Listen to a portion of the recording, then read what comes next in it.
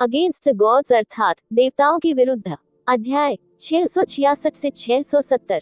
नमस्कार, आप कहानी में खो जाएं उससे पहले चैनल को सब्सक्राइब करें और नोटिफिकेशन ऑन करें। धन्यवाद। देवताओं के विरुद्ध अध्याय 666 अचानक संकट। आप ऑडियो बुक्स 108 देख रहे हैं। धोखेबाजों से सावधान रहें। अध्याय 666 अचानक संकट। जैसे जैसे रात गहराती गई, फ्रोजन क्लाउड की महिलाएं जो एकत्र हुई थी अंततः तितर बितर हो गईं और अपनी नसों को ठीक करने के लिए अपने बर्फ के कमरों में लौट गईं, जो पिछले 6 महीनों में खराब हो गई थी। लेकिन भले ही वे विश्वास से परे थक गए थे, फिर भी वे उस रात सो नहीं पाए। यूचे के शब्द उनके कानों में गूंज रहे थे। कुछ महीनों में जो लोग सम्राट प्रोफाउंड दायरे से नीचे थे, वे सिंहासन बन जाएंगे, और जो पहले से ही सिंहासन पर थे वे अधिपति बन जाएंगे। यहाँ तक कि 4 ग्रेट सेक्रेड ग्राउंड्स के नेता भी इसे किसी प्रकार की परी कथा मानेंगे और इसे कोई निरर्थक मजाक मानेंगे। हालांकि जब उन्होंने उसकी अटूट निगाहें देखी तो वे उसकी बातों पर विश्वास किए बिना नहीं रह सके। हालांकि युनचे ने ये भी नहीं बताया कि वह किस तरीके का उपयोग करने जा रहा था। यदि वह वास्तव में इसे वास्तविकता बना सकता है, तो भले ही फ्रोजन क्लाउड असगार्ड के केवल 2000 शिष्य हों, फिर भी वे पूरे प्रोफाउंड स्काई महाद्वीप के भीतर शक्ति के उच्चतम सोपानों पर चढ़ेंगे और एक ऐसा संप्रदाय बन जाएंगे जो केवल दिव्य फीनिक्स संप्रदाय से हार जाएगा और 4 महान पवित्र मैदान। साउंड ट्रांसमिशन जेड अभी भी आसन ध्वनि ट्रांसमिशन के साथ नहीं बजा था, इसलिए यूचे आश्चर्यचकित था। एक बार जब मुख्य डिवाइन फीनिक्स सेना के साथ संचार टूट गया था, तो अन्य डिवाइन फीनिक्स सेनाओं को ब्लू में स्थिति की जांच करने के लिए दौड़ना चाहिए था विंड इंपीरियल सिटी। क्या ऐसा हो सकता है कि निकटतम दिव्य फीनिक्स सेना बहुत दूर थी, इसलिए शायद वे एक दिन के भीतर ब्लू विंड इंपीरियल सिटी तक नहीं पहुंच सके। इस पर और अधिक विचार किए बिना युनचे ने अपनी नजर ये क्विंगशेंग पर पड़ने दी, जो पहले ही ठंड से बेहोश हो चुका था और मुश्किल से ही उसने जीवन को संभाला था। उसने एक ठंडी खर्राटे ली और अपना हाथ गोल्डन क्रो की लॉ की तरह घुमाया, जो उसकी मुट्ठी जितनी बड़ी थी, जीवन के लिए भड़क उठी। अपनी पूरी शक्ति से ये क्विंगशेंग 5 से अधिक सांसों के लिए गोल्डन क्रो की लॉ का सामना करने में सक्षम नहीं होगा, लेकिन ये क्विंगशेंग अभी गोल्डन क्रो की लिप्टों से एक पल में राख में बदल जाएगा। इंतजार। जैसे ही युनचे उन गोल्डन क्रो की लिप्टों को छोड़ने वाला था, जैस्मीन के चिल्लाने से वह बाधित हो गया। युनचे ने जल्दी से अपनी हथेली पीछे खींची और पूछा, यह क्या है? क्या ऐसा हो सकता है कि यह व्यक्ति अब भी किसी काम का हो? हालांकि यह व्यक्ति पहले से ही अपनी उपयोगिता से अधिक हो चुका है। इससे पहले कि आप उसे ठिकाने लगा दे, मुझे आपको कुछ चेतावनी देनी होगी। जैस्मीन ने बिना सोचे कहा, इन 2 लोगों पर एक आत्मा की छाप लगाई गई थी, इसलिए एक बार जब वे मर जाते हैं, तो सभी मृत्यु से ठीक पहले उनके पास मौजूद यादें उस व्यक्ति को प्रेषित की जाएंगी जिसने उन पर आत्मा की छाप डाली थी। चूंकि वे दोनों ये झिंगान के लैपडॉग हैं, उनकी मृत्यु से पहले की सभी यादें उसे स्थानांतरित कर दी जाएंगी। उद्धरण चिन्ह ... उद्धरण चिन्ह। यूचे चेहरे पर शून्य भाव लिए वही खड़ा रहा। उसके बाद उसकी अभिव्यक्ति तेजी से बदल गई। ये क्विंगशेंग मरा नहीं था, लेकिन ये जी को उसके द्वारा पहले ही जलाकर राख कर दिया गया था। तो अब जब यह इस स्तर पर पहुंच गया है, ये जिंगहान को पहले से ही हर चीज के बारे में पता होना चाहिए जो घटित हुआ था। ये जिंगहान को न केवल ये पता था कि युनचे अभी भी जीवित है, बल्कि उसे अपनी वर्तमान ताकत का भी अंदाजा होगा। युनचे ने उसके माथे पर अपना हाथ मारा और व्यथित स्वर में कहा, तुमने मुझे ये पहले से क्यों नहीं बताया? हम्फ। चमेली ने तिरस्कार पूर्वक कहा, तुम लापरवाह हो रहे थे, फिर भी तुम मुझे दोष देना चाहते हो।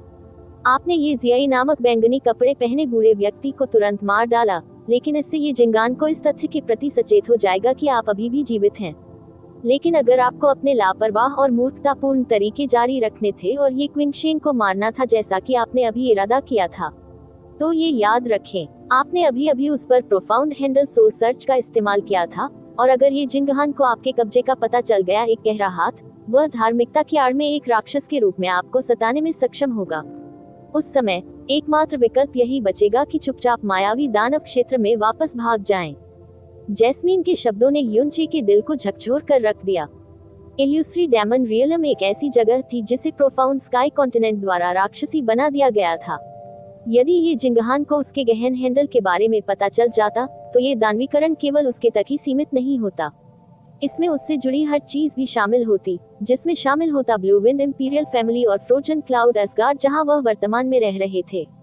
ये जिंगान इस बहाने का इस्तेमाल करेगा कि वह एक राक्षस को खत्म कर रहा था और उसे नष्ट करने के लिए आधिकारिक तौर पर सन मून डिवाइन हॉल की ताकत फेंक देगा।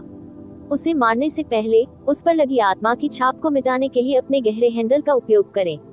चमेली ने ठंडे स्वर में कहा। यूचे ने अपना बायां हाथ बढ़ाया और उसका गहरा हैंडल बाहर निकल गया। तुरंत ही क्विंगशेन के शरीर में समा गया और सीधे उसकी आत्मा के भीतर की सभी छापों को मिटा दिया। उसने न केवल आत्मा की छाप को मिटा दिया, बल्कि उसने अपनी यादों को भी साफ कर दिया। उसके बाद उसने अपनी हथेली को खोलकर गोल्डन क्रो की लपटों का एक समूह छोड़ा और तुरंत उसे शून्य में बदल दिया।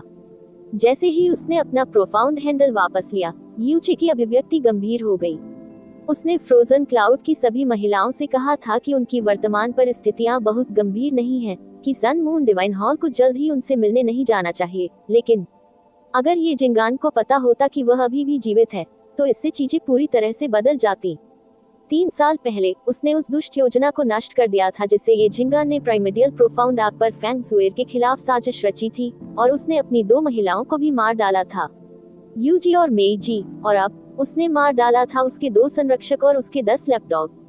सन मून डिवाइन हॉल के युवा मास्टर के रूप में ऐसे बहुत से लोग नहीं थे जो उनके खिलाफ आधा शब्द भी बोलने का साहस करते थे। दूसरी ओर यूनचे ने उससे कहीं अधिक काम किया था। ये जिंगहान को उससे बेहद नफरत करनी चाहिए, और अब जब वह जानता है कि उसके निधन की खबरें बहुत बड़ा चढ़ाकर पेश की गई हैं, तो वह निश्चित रूप से उसे खत्म करने में कोई कसर नहीं छोड़ेगा, यहाँ तक कि उस हद तक जहाँ वह अपनी तर्कसंगतता खो सकता है।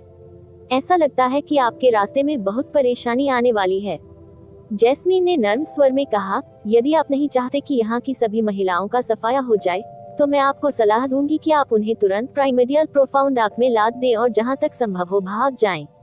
भले ही वे जानते हैं कि उनका मुकाबला सन मून डिवाइन हॉल से है, वे स्पष्ट रूप से भागना नहीं चाहते, क्योंकि वे जानते हैं कि एक बार जब वे भाग गए तो ये स्थान पूरी तरह से ध्वस्त हो जाएगा, और इसका मतलब होगा कि जड़ और 1000 वर्ष फ्रोजन क्लाउड एस्गार्ड की नींव भी दफन कर दी जाएगी। यूनचे ने आह भरते हुए कहा, इसके अलावा अगर ये जिंगान मुझे यहाँ नहीं ढूंढ पाता, तो अगली जगह जिसके बारे में वह सोचेगा वह निश्चित रूप से ब्लू विंड इंपीरियल सिटी होगी। तो उस समय वह शहर जहाँ मेरी राजकुमारी पत्नी ने बहुत संघर्ष किया था, संरक्षण को डिवाइन फीनिक्स आर्मी के बजाय सन मून डिवाइन हॉल द्वारा बर्बाद कर दिया जाएगा। ये जिंगहान को न केवल ये पता था कि वह जीवित है, बल्कि वह अपनी ताकत के वर्तमान स्तर को भी जानता था। इसलिए जब अंततः वह बुलाने आया, तो जिन लोगों को वह लाएगा या भेजेगा वे निश्चित रूप से संप्रभु गहन क्षेत्र में होंगे, और उनमें से एक से अधिक भी हो सकते हैं। यदि वे ब्लू विंड इंपीरियल सिटी को नष्ट करना चाहते हैं, तो ये केवल एक उंगली उठाने की बात होगी। भागने से कभी किसी समस्या का समाधान नहीं हुआ। आप और क्या उम्मीद करते हैं?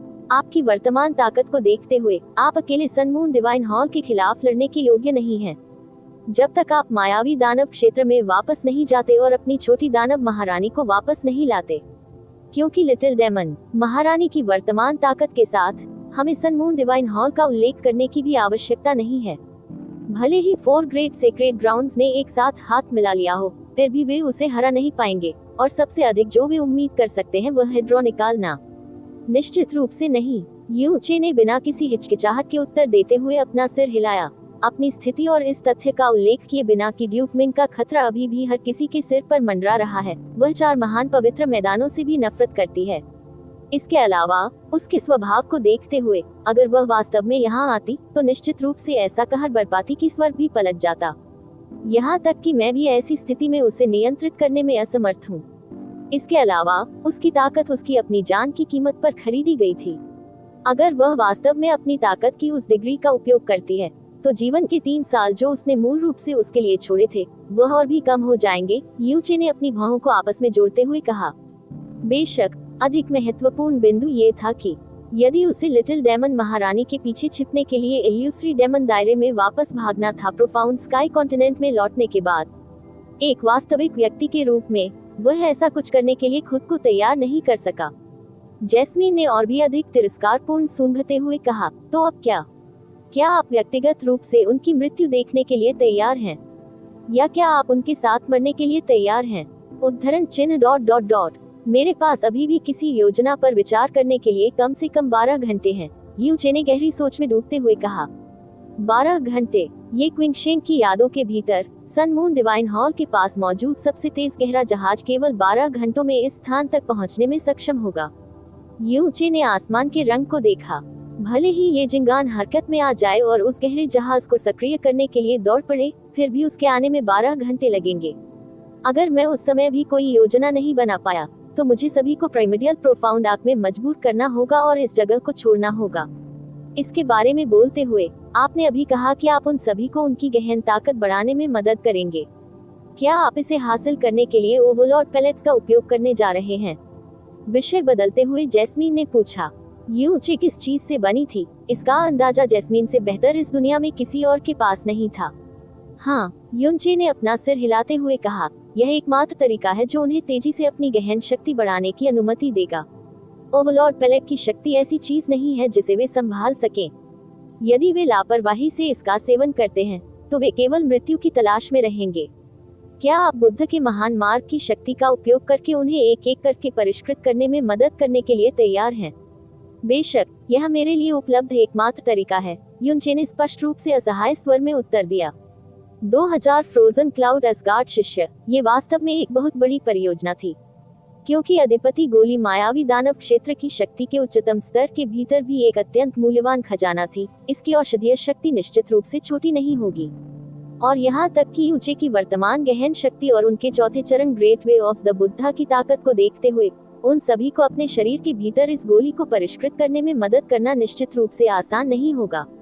लेकिन फ्रोजन क्लाउड असगार्ड को तेजी से सत्ता में चढ़ने की अनुमति देने के लिए, उस बिंदु तक जहां वे कम से कम सन मून डिवाइन हॉल की शक्ति के सामने खुद को बचा सकते थे, यही एकमात्र तरीका था जिसके बारे में वह सोच सकते थे।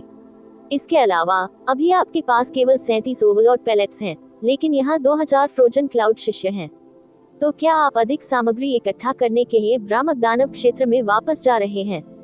कोई जरूरत नहीं है, यूचे ने आत्मविश्वास के साथ कहा। ओवरलॉर्ड पैलेट को परिष्कृत करने के लिए आवश्यक सामग्री है प्रोजेक्टरी स्टोन्स, फ्लेमिंग डेविल वाइन, राक्षस हृदय, विनाशकारी फल और अन्य सामग्रियां जिनमें न केवल उच्च स्तर की शक्ति होती है, बल्कि उन्हें नियंत्रित करना भी बेहद कठिन होता है। यहाँ तक कि इस महाद्वीप के सबसे अच्छे औषधालयों को भी इनमें से एक भी सामग्री को परिष्कृत करना बेहद कठिन लगेगा, और एक समय में इनमें से कई दसियों को परिष्कृत करना स्वर्ग को छूने जितना कठिन होगा। यही कारण था कि इल्यूसरी डेमन रॉयल फैमिली हर सदी में अधिकतम केवल 2 ओवरलॉर्ड पैलेट्स का उत्पादन करने में सक्षम थी। भले ही ये सामग्रियां बेहद उच्च श्रेणी की हैं, लेकिन उनकी अस्थिरता के कारण उनकी कीमत बहुत अधिक नहीं थी। इसलिए मैं ब्लैक मून मर्चेंट गिल्ड से उनमें से पर्याप्त से अधिक खरीद सकूंगा। यूचे की आवाज थोड़ी गहरी हो गई और उन्होंने आगे कहा, वैसे भी मुझे निकट भविष्य में दिव्य फीनिक्स साम्राज्य का दौरा करना होगा।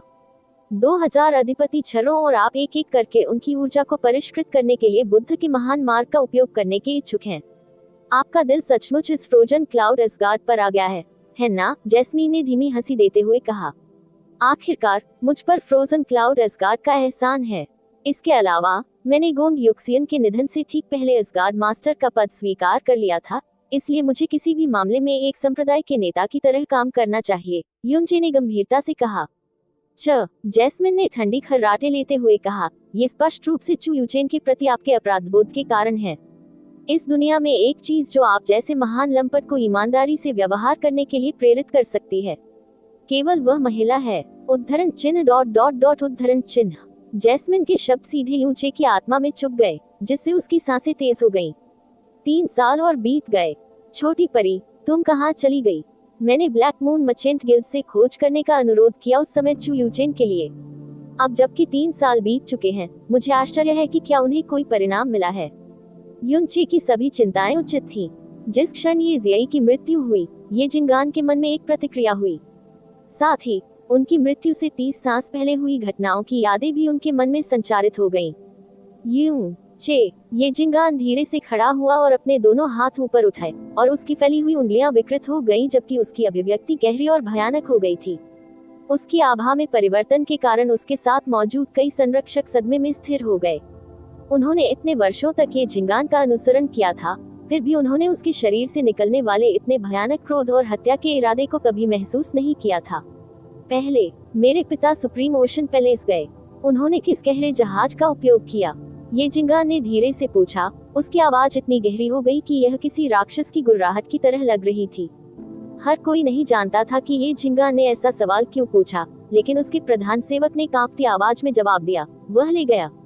रेनबो सन आर्क, तो कहने का तात्पर्य यह है कि सूर्य चंद्रमा का पवित्र संदूक अभी भी हॉल के भीतर है। ये झिंगान की आंखें अचानक केंद्रित हो गईं क्योंकि उसकी पुरानी नफरत वापस जीवन में आ गई और एक भयंकर हत्या का इरादा जिसे उसने अपने पूरे जीवन में पहले कभी महसूस नहीं किया था, इस हद तक बढ़ गया कि उसके शरीर के फटने का खतरा पैदा हो गया। वह जानता था कि वह पहले ही तर्कसंगतता की सारी भावना खो चुका है, लेकिन उसने खुद को शांत नहीं होने दिया। वह मुड़ा और अतुलनीय रूप से गहरी आवाज में बोला, तुरंत 9वें बुजुर्ग, 11वें बुजुर्ग, 15वें बुजुर्ग और 17वें बुजुर्ग को सूचित करें कि वे आएं और मुझसे मिलें। इसके अलावा मैं आपको सन मून सेक्रेड आग को जल्दी से तैयार करने के लिए 1 घंटे का समय दूंगा। मैं व्यक्तिगत रूप से इस नीच ब्लू विंड क्षेत्र का दौरा करना चाहता हूँ। देवताओं के विरुद्ध अध्याय 667 जमे हुए बादल दिव्य छाया। आप ऑडियो बुक्स 108 देख रहे हैं। धोखेबाजों से सावधान रहें। अध्याय 667 जमे हुए बादल आकाशीय छाया। भले ही ऊंचे और ये झिंगान केवल एक बार मिले थे। 7 नेशन रैंकिंग टूर्नामेंट और प्राइमेडियल प्रोफाउंड आर्क में ये झिंगान के व्यवहार ने ऊंचे को उसके स्वभाव के बारे में स्पष्ट रूप से बता दिया था। एक बार जब ये झिंगान को पता चल गया कि वह अभी भी जीवित है, तो इस बात की बहुत अधिक संभावना थी कि वह उसे मारने के लिए जितनी तेजी से संभव हो सके दौड़ेगा, और यहाँ तक कि वह खुद भी आ जाएगा। ब्लू विंड इंपीरियल सिटी और फ्रोजन क्लाउड एसगार्ड के सामने आए संकट को हल करने के तुरंत बाद एक और भी बड़ा संकट सामने आ गया। आकाश से उन्होंने जमे हुए बादल एसगार्ड का सर्वेक्षण किया, जो कमोबेश शांत हो गया था, और प्राइमेडियल प्रोफाउंड आर्क को बुलाने और ब्लू विंड इंपीरियल कैपिटल में लौटने से पहले राहत की लंबी सांस ली। हालांकि उसने इस बात पर ध्यान नहीं दिया कि उसके बहुत ऊपर आकाश में 2 सुंदर क्रिस्टलीय आंखें उसे चुपचाप देख रही थीं। जब तक वह चला नहीं गया तब तक उन खूबसूरत आंखों ने आखिरकार अपनी निगाहें हटा ली, क्योंकि ठंडी धुंध में लिपटी उन विशेषताओं पर फीकी भावनाएं खिल उठी। उसने पूरी तरह से सफेद कपड़े पहने हुए थे, परी की तरह सुडौल, और उसके चारों ओर तैर रही बर्फ की आत्माएं अस्तित्व में सबसे उत्तम क्रिस्टल से भी अधिक स्पष्ट और शुद्ध थीं। मास्टर, फ्रोजन क्लाउड एसगार्ड का निष्कर्ष उम्मीद से बिल्कुल अलग था। नीले कपड़े पहने लड़की जो उसके पास खड़ी थी ने कहा। उसकी आवाज खुशी से भरी हुई थी, क्योंकि वह जानती थी कि भले ही उसके सामने सफेद कपड़े पहने महिला ने तटस्थता की शपथ ली थी, फिर भी वह पूरी तरह से जाने में सक्षम नहीं थी, क्योंकि अगर ऐसा होता तो वह आज जोखिम उठाकर दोबारा यहाँ आने का जोखिम नहीं उठाती। हालांकि फ्रोजन क्लाउड एसगार्ड का संप्रदाय गुरु अब वास्तव में एक आदमी बन गया है। भले ही उसने ही संकट का समाधान किया था और कोई अन्य विकल्प नहीं था, फिर भी मुझे लगता है कि यह थोड़ा अजीब है। अगर वह वास्तव में फ्रोजन क्लाउड एसगार्ड को इस संकट से सुरक्षित रूप से जीने में मदद कर सकता है, तो चाहे वह पुरुष हो या महिला, कोई चिंता की बात नहीं है। सफेद कपड़े पहने महिला ने सौम्य स्वर में उत्तर दिया। पुरुष फ्रोजन क्लाउड आर्ट और फ्रोजन एंड डिवाइन आर्ट की खेती करने में भी सक्षम है। फ्रोजन क्लाउड एसगार्ड में केवल महिलाओं को शिष्यों के रूप में स्वीकार करने की अनुमति देने वाला विनियमन केवल इसकी रक्षा के लिए था। मुझे बस यही लगता है कि यह अजीब है। वरिष्ठ भाई हानि के अलावा हमारे स्नो सॉन क्षेत्र के सभी लोग बहुत घृणित हैं। नीले कपड़े पहने लड़की के कोमल और गुलाबी सुगंधित होंठ उभरे, लेकिन उसके बाद उसने उत्सुकता से पूछा, मास्टर, अभी अभी आप युनचे नामक उस व्यक्ति को देखते रहे, क्या उसका शरीर किसी भी तरह से अजीब था? उद्धरण चिन्ह ... उद्धरण चिन्ह। सफेद वस्त्रधारी महिला ने बेहोश होकर अपनी ओर देखा और उत्तर दिया, उसके शरीर में फ्रोजन एंड डिवाइन आर्ट है, और उसने पहले ही इसके छठे चरण को अनलॉक कर दिया है, लेकिन वह गोल्डन क्रो की लिप्टों को भी प्रज्वलित कर सकता है। उसके शरीर में आग और बर्फ दोनों हैं, और यह बेहद ठंडी फ्रोजन एंड ऊर्जा और बेहद हिंसक गोल्डन क्रो लिप्टें हैं जो एक साथ मिल रही हैं। हालांकि उसके शरीर में गहन ऊर्जा अतुलनीय रूप से स्थिर है, और उसके शरीर में किसी भी विकार का पता नहीं लगाया जा सकता है। ये बहुत अजीब है। सफेद लबादे वाली महिला की भौहें हल्की सी सिकुड़ गईं, जैसे उसे कुछ समझ नहीं आ रहा हो, और उसके स्तर पर ऐसी बहुत सी चीजें नहीं बची थी जिससे उसे कोई भ्रम हो। तो जिस आग की लिप्टों का इस्तेमाल उसने उस बैंगनी कपड़े पहने आदमी को जलाकर राख करने के लिए किया था, वह वास्तव में गोल्डन क्रो की दिव्य लिप्टें थी। मैंने सोचा था कि मुझसे गलती हुई है, नीले कपड़े पहने लड़की ने आश्चर्य से कहा। तो इसका मतलब यह है कि इस महाद्वीप में वास्तव में गोल्डन क्रो द्वारा छोड़ी गई विरासतों में से एक है। ओह, अगर फ्लेम गॉड रियलम के गोल्डन क्रो संप्रदाय को इसके बारे में पता चलता है, तो वे निश्चित रूप से लोगों को तुरंत जांच के लिए भेजेंगे। उद्धरण चिन्ह ... उद्धरण चिन्ह। सफेद वस्त्रधारी महिला चुप रही। मालिक, कोई बात है क्या? तुम अचानक इतने गंभीर क्यों हो गए हो? नीली पोशाक पहने लड़की ने उसकी ओर देखते हुए पूछा। उद्धरण चिन्ह ... उद्धरण चिन्ह। सफेद वस्त्रधारी महिला ने बेहोश होकर अपनी आंखें बंद कर ली और ऐसा लग रहा था मानो वह अपनी आत्मा को अधिकतम सीमा तक केंद्रित कर रही हो। क्या तुमने महसूस किया कि कोई अन्य स्थान से हमारी ओर देख रहा है? आह! नीले वस्त्रधारी लड़की का मुंह चौड़ा हो गया, लेकिन उसने तुरंत अपना सिर हिला दिया। ऐसा कैसे हो सकता है? इस विमान में कोई भी व्यक्ति हमारी उपस्थिति का पता कैसे लगा सकता है? मुझे लगता है कि मास्टर से गलती हुई होगी। उद्धरण चिन्ह ... उद्धरण चिन्ह। थोड़ी देर बाद सफेद कपड़े पहने महिला की आंखें धीरे से खुली और उसने धीरे से उत्तर दिया, शायद। इस समय उसके चारों ओर बर्फ की आत्माएं अचानक अव्यवस्थित रूप से फड़फड़ाने लगी और उन बर्फीले कोहरे के नीचे का आकाशीय पिंड हिंसक रूप से हिल गया, क्योंकि गहरे लाल रक्त का एक कौर अचानक उसके होठों से निकला, जिसने उसके बादल सफेद वस्त्र को लाल रंग के धब्बों में रंग दिया। मालिक! नीली पोशाक वाली लड़की घबराकर चिल्लाई। उसने जल्दबाजी में सफेद कपड़े पहने महिला के शरीर को सहारा दिया और डरते हुए कहा, क्यों? ऐसा क्यों है? क्या तुम्हें आधे महीने पहले ही दोबारा बीमारी हो गई थी? पहले ये दोबारा इतनी जल्दी क्यों हुआ? बादल सफेद आस्तीन की एक हल्की लहर के साथ बर्फ के फूल हवा में दिखाई दिए और सभी खून के धब्बे तुरंत शून्य हो गए, लेकिन बर्फीले कोहरे से लिपटे व्यक्ति का रंग और भी अधिक सफेद हो गया था, और यहाँ तक कि प्रक्षेपवक्र भी वे नाचती बर्फीली आत्माएं अत्यंत उच्छृंखल हो गई थीं। सफेद वस्त्रधारी महिला ने अपनी आभा को नियंत्रित किया, लेकिन उसकी आवाज अभी भी धुंध की तरह उदासीन थी। मेरी चोटों ने मुझे घातक रूप से घायल कर दिया है और इस स्थिति के लिए कोई राहत नहीं है। पिछले 1000 वर्षों तक टिकने में सक्षम होना पहले से ही भाग्य की दया है। मुझे कोई शिकायत नहीं है। उसके शब्दों से पता चला कि उसे पहले से ही अपना जीवन खत्म होने का एहसास होने लगा था। नीले वस्त्रधारी लड़की की आंखों से आंसू बहने लगे। नहीं, मास्टर इस तरह भाग्य के आगे नहीं झुक सकते। मास्टर को एक सहस्राब्दी पहले लगे घाव बहुत गंभीर थे, लेकिन लॉर्ड रियलम किंग अभी भी इससे निपटने में सक्षम था। इस बार लॉर्ड रियलम किंग के पास भी निश्चित रूप से कोई रास्ता होगा, या शायद मैं जा सकता हूँ और ज्वाला भगवान से विनती कर सकता हूँ। क्षेत्र, आपको मूर्खतापूर्ण बात करने की अनुमति नहीं है। सफेद वस्त्रधारी महिला ने उसे धीमी आवाज में डांटा। जिस क्षण से उसे खून की उल्टी हुई, तब से लेकर अब तक 10 से अधिक सांसों की अवधि में उसकी गहन ऊर्जा आभा पहले ही आधे से अधिक कमजोर हो चुकी थी। अपने नीचे की असीम बर्फीली दुनिया पर नजर डालते हुए उसने हल्की आह भरी और कहा, चलो चले, इस जगह की आभा मैली है और यह केवल मेरी स्थिति को तेज और खराब कर देगी। मैंने मूल रूप से सोचा था कि मैं इससे अलग हो सकता हूँ, लेकिन अंत में यह अभी भी मेरे लिए एक बच्चे की तरह है और शायद मैं निकट भविष्य में एक बार फिर यहाँ आने से खुद को रोक नहीं पाऊंगा। उद्धरण चिन्ह। उसने नीली पोशाक वाली लड़की की बांह पकड़ ली और धीरे धीरे ऊपर की ओर तैरने लगी और वे एक गहरी संरचना में प्रवेश कर गए जो चुपचाप उनके ऊपर दिखाई दे रही थी। गहरी संरचना के गायब हो जाने के बाद लंबे रक्त लाल बालों वाली एक लड़की की आकृति जो उसकी कमर तक गिरी हुई थी और आंखें जो एक मंत्रमुग्ध कर देने वाली रोशनी निकाल रही थी, धीरे धीरे वहां दिखाई दी जहां वे थिनखड़ा था। स्नो सॉन्ग क्षेत्र। लड़की ने बेहद धीमी और ठंडी खर्राटे भरी हम्फ। इसमें कोई आश्चर्य नहीं कि मैंने हमेशा महसूस किया था कि फ्रोजन एंड डिवाइन आर्ट कुछ हद तक परिचित लग रहा था।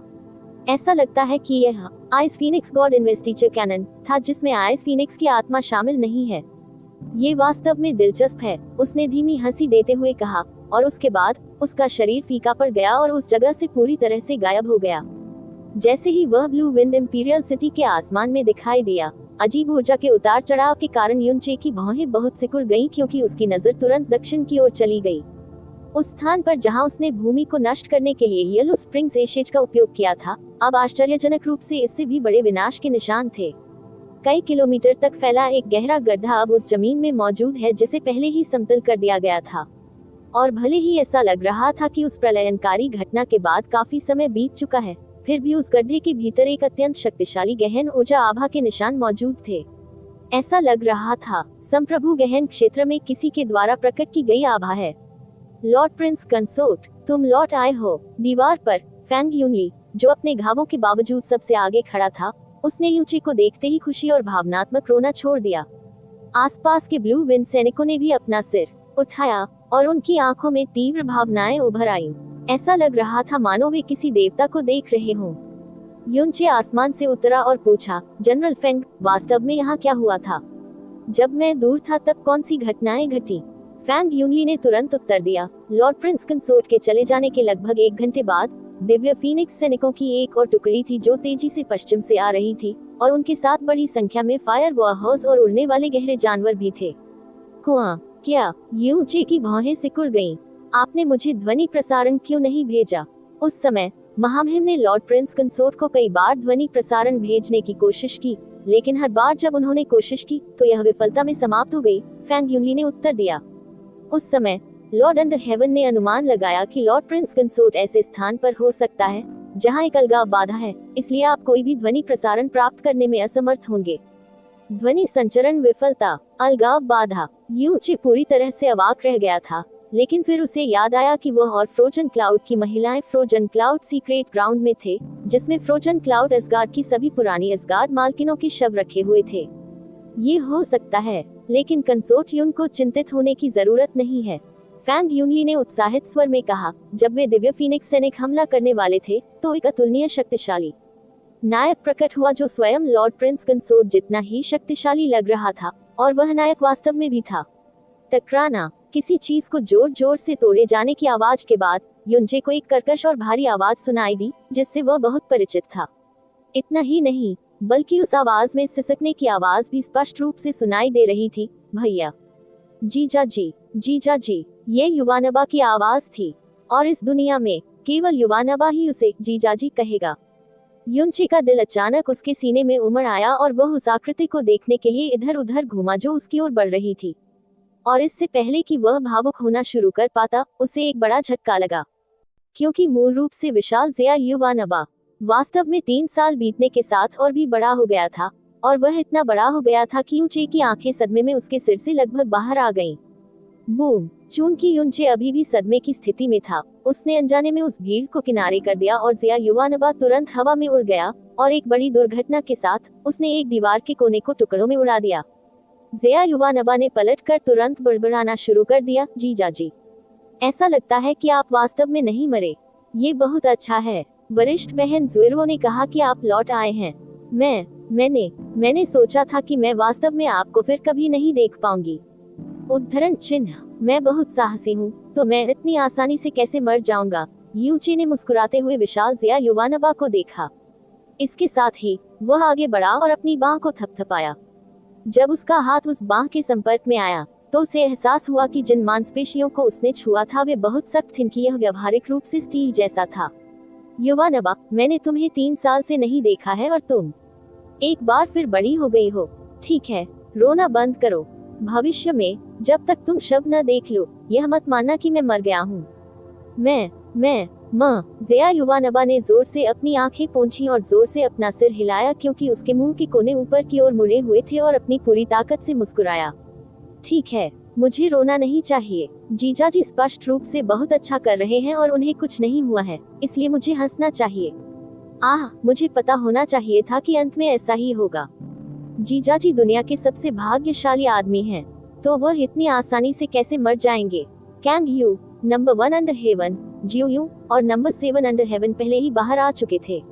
उन्होंने देखा कि कैसे ज़िया युवानबा, जिसके पास भयानक ताकत थी, जिसने अत्यधिक दबाव डाला था और जिसने एक ही मौके में दिव्य फीनिक्स सेना को नष्ट कर दिया था, यूचे के सामने एक बच्चे की तरह रोया, और कैसे यूचे के सिर्फ एक शब्द ने उसे रोने पर मजबूर कर दिया और एक ही समय में मुस्कुराओ। विसंगति बहुत बड़ी थी, और इससे जियो यून का समूह पूरी तरह से स्तब्ध रह गया। कैंग यू ने उनके चकित भावों को देखा, और वह धीरे से हंसी। मेरे पति और युवानबा एक साथ बड़े हुए। वे एक दूसरे के जीवन में सबसे महत्वपूर्ण रिश्तेदार हैं। उनका रिश्ता इतना अच्छा है कि सराहनीय है, और चाहे वे कितने भी मजबूत क्यों न हो जाएं और उनकी स्थिति कितनी भी ऊंची क्यों न हो जाए, यह एक ऐसी चीज है जो कभी नहीं बदलेगी। ज़िया युवानबा की शक्ल में बदलाव से भी ज्यादा जिस बात ने यूनचे को चौंका दिया था, वह उसकी आभा में बदलाव था। ज़िया युवानबा के शरीर के चारों ओर घूम रही गहन ऊर्जा की आभा इतनी घनी थी कि यूनचे भी शायद ही इस पर विश्वास कर सके। उन्होंने ज़िया युवानबा को घूरकर देखा और पूछा, युवानबा, अभी किस स्तर पर आपकी गहन शक्ति है? यह ज़िया युवानबा कुछ शर्मीले अंदाज में मुस्कुराए। अगर मैं ये कहूँ तो जीजाजी मुझ पर विश्वास भी नहीं करेंगे, लेकिन अभी मैं पहले ही पहुंच चुका हूँ 6ठे स्तर पर संप्रभु गहन क्षेत्र। इतना कहने के तुरंत बाद उन्होंने जोर देने के लिए जल्दी से शब्द जोड़े, ये सच है। मैं निश्चित रूप से जीजाजी से झूठ नहीं बोल रहा हूँ। वह वास्तव में तुम्हें धोखा नहीं दे रहा है। जैस्मीन ने तुरंत बात कहा, उनकी वर्तमान गहन शक्ति वास्तव में संप्रभु गहन क्षेत्र के छठे स्तर पर है। भ्रामक दानव क्षेत्र के दानवशाही शहर में यूचे ने कई राजाओं को देखा था, इसलिए वह इस बात पर बेहद स्पष्ट था कि संप्रभु गहन क्षेत्र शब्द का वास्तव में क्या मतलब है। वह जानता था कि भले ही तानाशाह गहरे दायरे के प्रत्येक स्तर के बीच ताकत में अंतर बहुत बड़ा था, लेकिन संप्रभु गहरे दायरे के प्रत्येक स्तर के बीच का अंतर भी स्वर्ग और पृथ्वी जैसा था। ओवरलॉर्ड पैलेट, जो किसी को सम्राट प्रोफाउंड दायरे की बाधा को तोड़ने और उस व्यक्ति को ओवरलॉर्ड बनने की इजाजत देता था, पहले से ही डेमन इंपीरियल सिटी में सबसे मूल्यवान खजाने में से एक था। तानाशाह गहरे दायरे की अड़चन को तोड़कर संप्रभु गहरे दायरे में प्रवेश करना कुछ ऐसा था जो आम लोगों के लिए स्वर्ग को छूने जितना ही कठिन था। और ज़िया युवानबा वास्तव में 3 साल की छोटी सी अवधि में तानाशाह गहरे दायरे के मध्य चरण से कूदकर संप्रभु गहरे दायरे के मध्य चरण में पहुंच गई थी। इस वृद्धि की गति को 10,000 अकल्पनीय शब्दों में भी वर्णित नहीं किया जा सकता है, और यदि पवित्र भूमि के नेता जैसे किसी व्यक्ति को पता चल भी जाए तो भी उसे इतनी ईर्ष्या होगी कि वह 8 लीटर खून की उल्टी कर देगा। युनचे की मूर्खतापूर्ण चकित अभिव्यक्ति को देखते हुए ज़िया युवानबा ने कमजोर रूप से कहा, मैंने कभी नहीं सोचा था कि मेरी गहन शक्ति इतनी तेजी से बढ़ेगी। मास्टर ने कहा कि यह मेरे अत्याचारी सम्राट की दिव्य शिराओं के कारण है, और मुझे भी धीरे धीरे एहसास हुआ कि मेरे अत्याचारी सम्राट की दिव्य शिराएं वास्तव में बहुत अद्भुत थीं। उद्धरण चिन्ह ... उद्धरण चिन्ह। यूचे के मुंह का कोना मुड़ गया और उसने अपने विचारों का उपयोग करते हुए पूछा, जैस्मीन, आपने पहले कहा था कि अत्याचारी सम्राट की दिव्य नसें प्राचीन युग के युद्ध भगवान की गहरी नसें थीं, ठीक है? चमेली, और आपने ये भी कहा कि दुष्ट भगवान और क्रोधी भगवान प्राचीन युग के दौरान मौजूद देवताओं के बीच भी उत्कृष्ट अस्तित्व थे। लेकिन मेरे पास दुष्ट भगवान की गहरी नसें, क्रोधी भगवान की दिव्य कला है, और मेरे पास ड्रैगन भगवान का रक्त और मज्जा, फीनिक्स और गोल्डन क्रो की रिक्त रेखाएं भी हैं। और मैंने उन सभी के लिए बेहद क्रूर स्थानिक तूफानों को भी सहन किया है। वर्षों तक जब मैंने मृत्यु के सागर से बड़ी मात्रा में ऊर्जा अवशोषित की, तो मैंने हमेशा सोचा कि मेरी विकास दर पहले से ही स्वर्ग को मात देने वाली थी। फिर भी अब मुझे एहसास हुआ है कि युवानबा के अत्याचारी सम्राट की दिव्य नसों के सामने दुष्ट भगवान और क्रोध भगवान और बाकी सब कुछ कचरे के समान कमजोर प्रतीत होता है। युनचे ने दांत पीसते हुए गुर्राया। ज़िया युवानबा की भयावह और अद्वितीय विकास दर उसे भी ईर्ष्यालु बनाए बिना नहीं रख सकी। देवताओं के विरुद्ध अध्याय 668 निकट आता सूर्य चंद्रमा दिव्य हॉल। आप ऑडियो बुक्स 108 देख रहे हैं। धोखेबाजों से सावधान रहें। अध्याय 668 निकट आता सूर्य चंद्रमा दिव्य हॉल। तुम सच में अनुभवहीन हो, जैस्मीन ने उपहास करते हुए कहा। अत्याचारी सम्राट की दिव्य नसों की सबसे विशिष्ट विशेषता इसकी वृद्धि है, लेकिन दुष्ट ईश्वर और क्रोधी ईश्वर की शक्ति की विशिष्ट विशेषता निडर और पवित्र शरीर है। भले ही यह केवल सम्राट गहन दायरे के तीसरे स्तर पर है, लेकिन निडर गहन ऊर्जा के तहत ये प्रारंभिक चरण के सम्राट के साथ प्रतिस्पर्धा कर सकता है। रेज गॉड की शक्ति के तहत आपका शरीर इतना सख्त हो जाएगा कि इसकी तुलना किसी सम्राट से भी की जा सकती है। जैसा कि आप अभी हैं, आपके लिए ज़िया युवानबा के साथ प्रतिस्पर्धा करना वास्तव में असंभव है, लेकिन यदि आप उसके समान दायरे में हैं, तो उनमें से 10 के लिए भी आपकी बराबरी करना असंभव होगा। लेकिन जैस्मीन की आवाज धीमी हो गई। फिर भी उसकी वृद्धि की डिग्री इतनी अधिक थी कि यह वास्तव में काफी असामान्य है। मैंने पहले कहा है, एक बार जब अत्याचारी सम्राट की दिव्य नसें जागृत हो जाती हैं, तो गहन ऊर्जा तुरंत सम्राट प्रोफाउंड या यहाँ तक कि तानाशाह प्रोफाउंड दायरे तक बढ़ जाएगी। लेकिन यह अत्याचारी सम्राट की दिव्य नसों के पूरी तरह से जागृत होने की स्थिति में है। 3 साल पहले उसके अत्याचारी सम्राट की दिव्य नसें केवल जागृति के प्रारंभिक चरण में थी, लेकिन वह पहले ही एक अधिपति बनने में कामयाब हो चुका था। अब उसके अत्याचारी सम्राट की दिव्य नसें अभी भी पूरी तरह से जागृत नहीं हुई हैं, लेकिन वह पहले से ही एक सम्राट है। इस स्तर पर इतने कम समय के साथ साधारण साधना के माध्यम से इतनी वृद्धि तक पहुंचना असंभव है। एकमात्र संभावना यह है कि यह उस शक्ति से आया है जो अत्याचारी सम्राट की दिव्य रगों में पहले से ही सोई हुई थी। लेकिन सामान्य अत्याचारी सम्राट की दिव्य रगों में इतनी मजबूत जन्मजात शक्ति होना असंभव है। इस निचले स्तर के स्तर पर तो और भी कम। फिर केवल एक ही संभावना है। आपका क्या मतलब है? यूचे ने पूछना जारी रखा। अर्थात उसका जन्मदाता पिता या जन्म देने वाली माँ एक अत्यंत शक्तिशाली व्यक्ति है, इसलिए अत्याचारी सम्राट की दिव्य रगों में युद्ध भगवान की शक्ति के अलावा जन्म देने वाले पिता या जन्म देने वाली माँ से एक शक्तिशाली जन्मजात उपहार और शक्ति भी होती है। वरना अत्याचारी सम्राट की दिव्य नसें अभी भी पूरी तरह से जागृत नहीं होने पर उसके लिए इतनी गति से बढ़ना असंभव है, जैस्मीन ने पूरी निश्चितता के साथ कहा। लेकिन युवानबा के पिता अपने पूरे जीवन में एक व्यापारी थे, उनके पास बिल्कुल भी कोई गहरी ताकत नहीं थी। और युवानबा की माँ, जब वह बहुत छोटा था तब उनका निधन हो गया। युनचे ने अपनी भौहें सिकुड़ते हुए कहा। ज़ेया युवानबा और ज़ेया क्विंगयू, उनमें से एक के पास बेहद मजबूत अत्याचारी सम्राट की दिव्य नसें हैं और दूसरे के पास 9 प्रोफाउंड एक्सक्लूसिव बॉडी और heart of snow glazed glass हैं। अगर उनके माता पिता सिर्फ सामान्य लोग हैं, ये तो सबसे बड़ा मजाक है, जैस्मीन ने उपहास करते हुए कहा। मैंने वास्तव में उनके पिता को देखा है। ज़ेया हुनई नाम का वह व्यक्ति वास्तव में एक सामान्य व्यक्ति है, लेकिन उनकी जन्म देने वाली माँ के लिए एक सामान्य व्यक्ति होना न केवल असंभव है, वह इतनी मजबूत और ऐसे दायरे में रही होगी कि आप अभी भी समझ नहीं सकते जैसे आप हैं। यूचे, रात होते ही चंद्रमा आलिंगन महल उज्जवल रोशनी से जगमगा उठा। ब्लू विंड इंपीरियल सिटी बहुत शांत था और काले बादलों ने चंद्रमा से आने वाली रोशनी को ढक लिया था, जिससे पूरी राजधानी में इतना अंधेरा हो गया था कि लोगों का दम घुट सकता था। यूचे, कैंगयू, ज़ेया युवानबा और अन्य लोग इन 3 वर्षों के दौरान हुई मुठभेड़ों के बारे में एक दूसरे से बात कर रहे थे।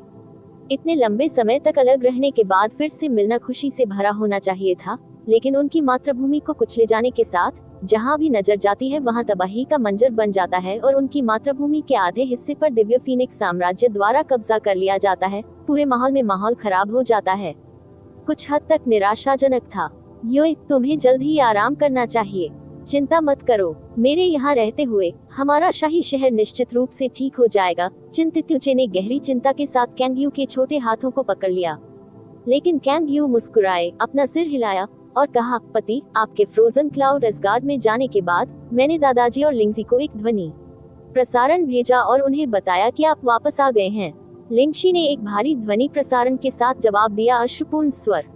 तैरते बादलों के शहर में इंतजार करते करते उनकी आंखें लगभग थक चुकी होंगी। भले ही अब आधी रात हो गई हो, फिर भी वे जाग रहे होंगे। तुम्हें शीघ्र ही वहां जाकर उनसे मिलना चाहिए। यहाँ राजधानी में हमारे पास युवानबा है, इसलिए चिंता की कोई बात नहीं है। यूचे ने अनजाने में पूर्व की ओर देखने के लिए अपना सिर घुमाया और धीरे से आह भरी, लेकिन फिर अपना सिर थोड़ा हिलाया। फ्रोजन क्लाउड एस्गार्ड अब आसन खतरे में है और ऐसी संभावना है कि इसका प्रभाव यहाँ भी पड़ेगा। फ्लोटिंग क्लाउड सिटी में लौटने से पहले मुझे फ्रोजन क्लाउड एस्गार्ड के साथ स्थिति से निपटना चाहिए। अगर हमारे पुनर्मिलन के तुरंत बाद वे फिर से चिंता करना शुरू कर दें। जमे हुए बादल एस्गार्ड के साथ क्या हुआ? अब स्थिति कैसी है? कैंगयू ने चिंतित होकर पूछा। युनचे थोड़ी देर के लिए चुप रहे और फिर उन्होंने पिछले 6 महीनों में फ्रोजन क्लाउड एस्गार्ड की मुठभेड़ों और इसकी वर्तमान स्थिति का संक्षेप में सारांश दिया। क्या सन मून डिवाइन हॉल? ज़ेया युवानबा ने गहरी दहाड़ लगाए और जवाब में अचानक उठ खड़ी हुई। सन मून डिवाइन हॉल फिर से? उन्होंने मेरी बड़ी बहन पर हमला क्यों किया? वह ये जिंगाहान? ज़ेया युवानबा के पूरे शरीर में जानलेवा इरादे उबल पड़े। उसने 3 साल पहले जीजाजी को लगभग मार डाला था और अब उसने वास्तव में मेरी बड़ी बहन पर हमला किया। यूचे ने शांति से कहा, ये जिंगान का व्यक्तित्व अहंकारी, भयावह और कुछ हद तक अतिवादी भी है, लेकिन साथ ही वह निश्चित रूप से मूर्ख व्यक्ति नहीं है।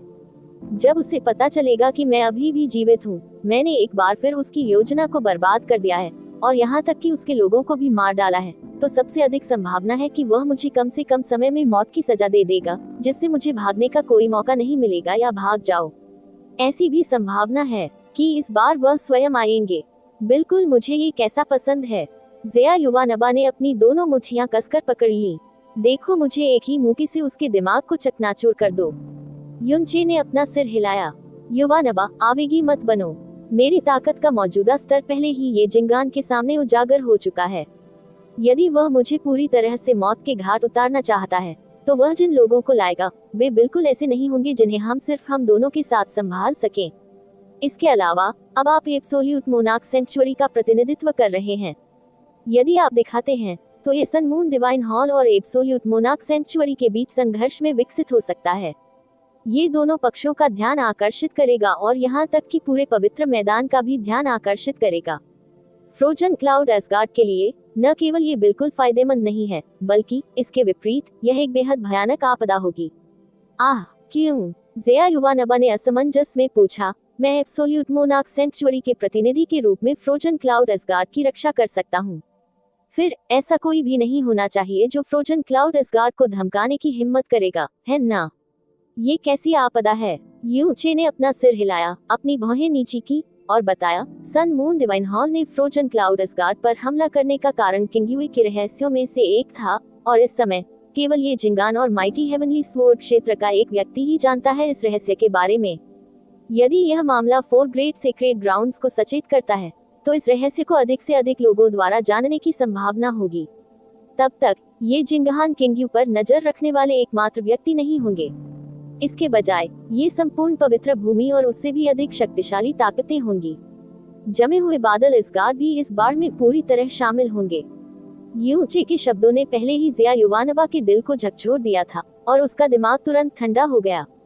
उसने युनचे से यह नहीं पूछा कि उसकी बड़ी बहन का रहस्य क्या था, क्योंकि उसे पहले ही एहसास हो गया था। ये रहस्य, इसके बारे में जितने कम लोग जाने उतना अच्छा है, जिसमें वह भी शामिल है।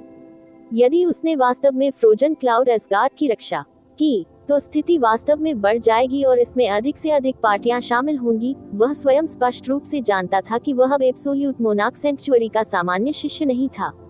तो अब हमें क्या करना चाहिए? अब बड़ी बहन कहाँ है? क्या वह खतरे में है? ज़िया युवानबा ने उत्सुकता से पूछा। फ्रोजन क्लाउड असगार्ड में गहरा पलायन गठन एक यादृच्छिक आयामी गठन है। कोई नहीं जानता कि उसे कहाँ टेलीपोर्ट किया गया था। हम नहीं कर पाए यहाँ तक कि 100,000 मील ध्वनि ट्रांसमिशन तावीज के साथ भी उससे संपर्क करें, इसलिए उसे बहुत दूर कहीं ले जाया गया है।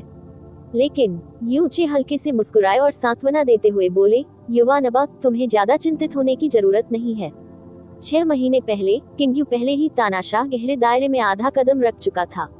यहाँ तक कि पूरे महाद्वीप में भी ऐसे बहुत से लोग नहीं हैं जो उसे धमका सकें। इसके अलावा चूंकि वह इतनी चतुर है, आप निश्चिंत रह सकते हैं कि कुछ नहीं होगा। हो सकता है कि जब उसे पता चले कि फ्रोजन क्लाउड असगार्ड सुरक्षित और स्वस्थ है तो वह वापस आ जाएगी। हालांकि युनचे को भी इस बात की चिंता थी कि ज़िया क्विंगयू वास्तव में कहाँ गई थी, लेकिन वह अपने अचेतन मन में उसकी सुरक्षा के बारे में बहुत चिंतित नहीं था। उसकी ताकत, प्रतिभा और बुद्धिमत्ता उस कारण का एक बहुत ही छोटा सा हिस्सा थी जिसकी वजह से वह ज्यादा चिंतित नहीं था।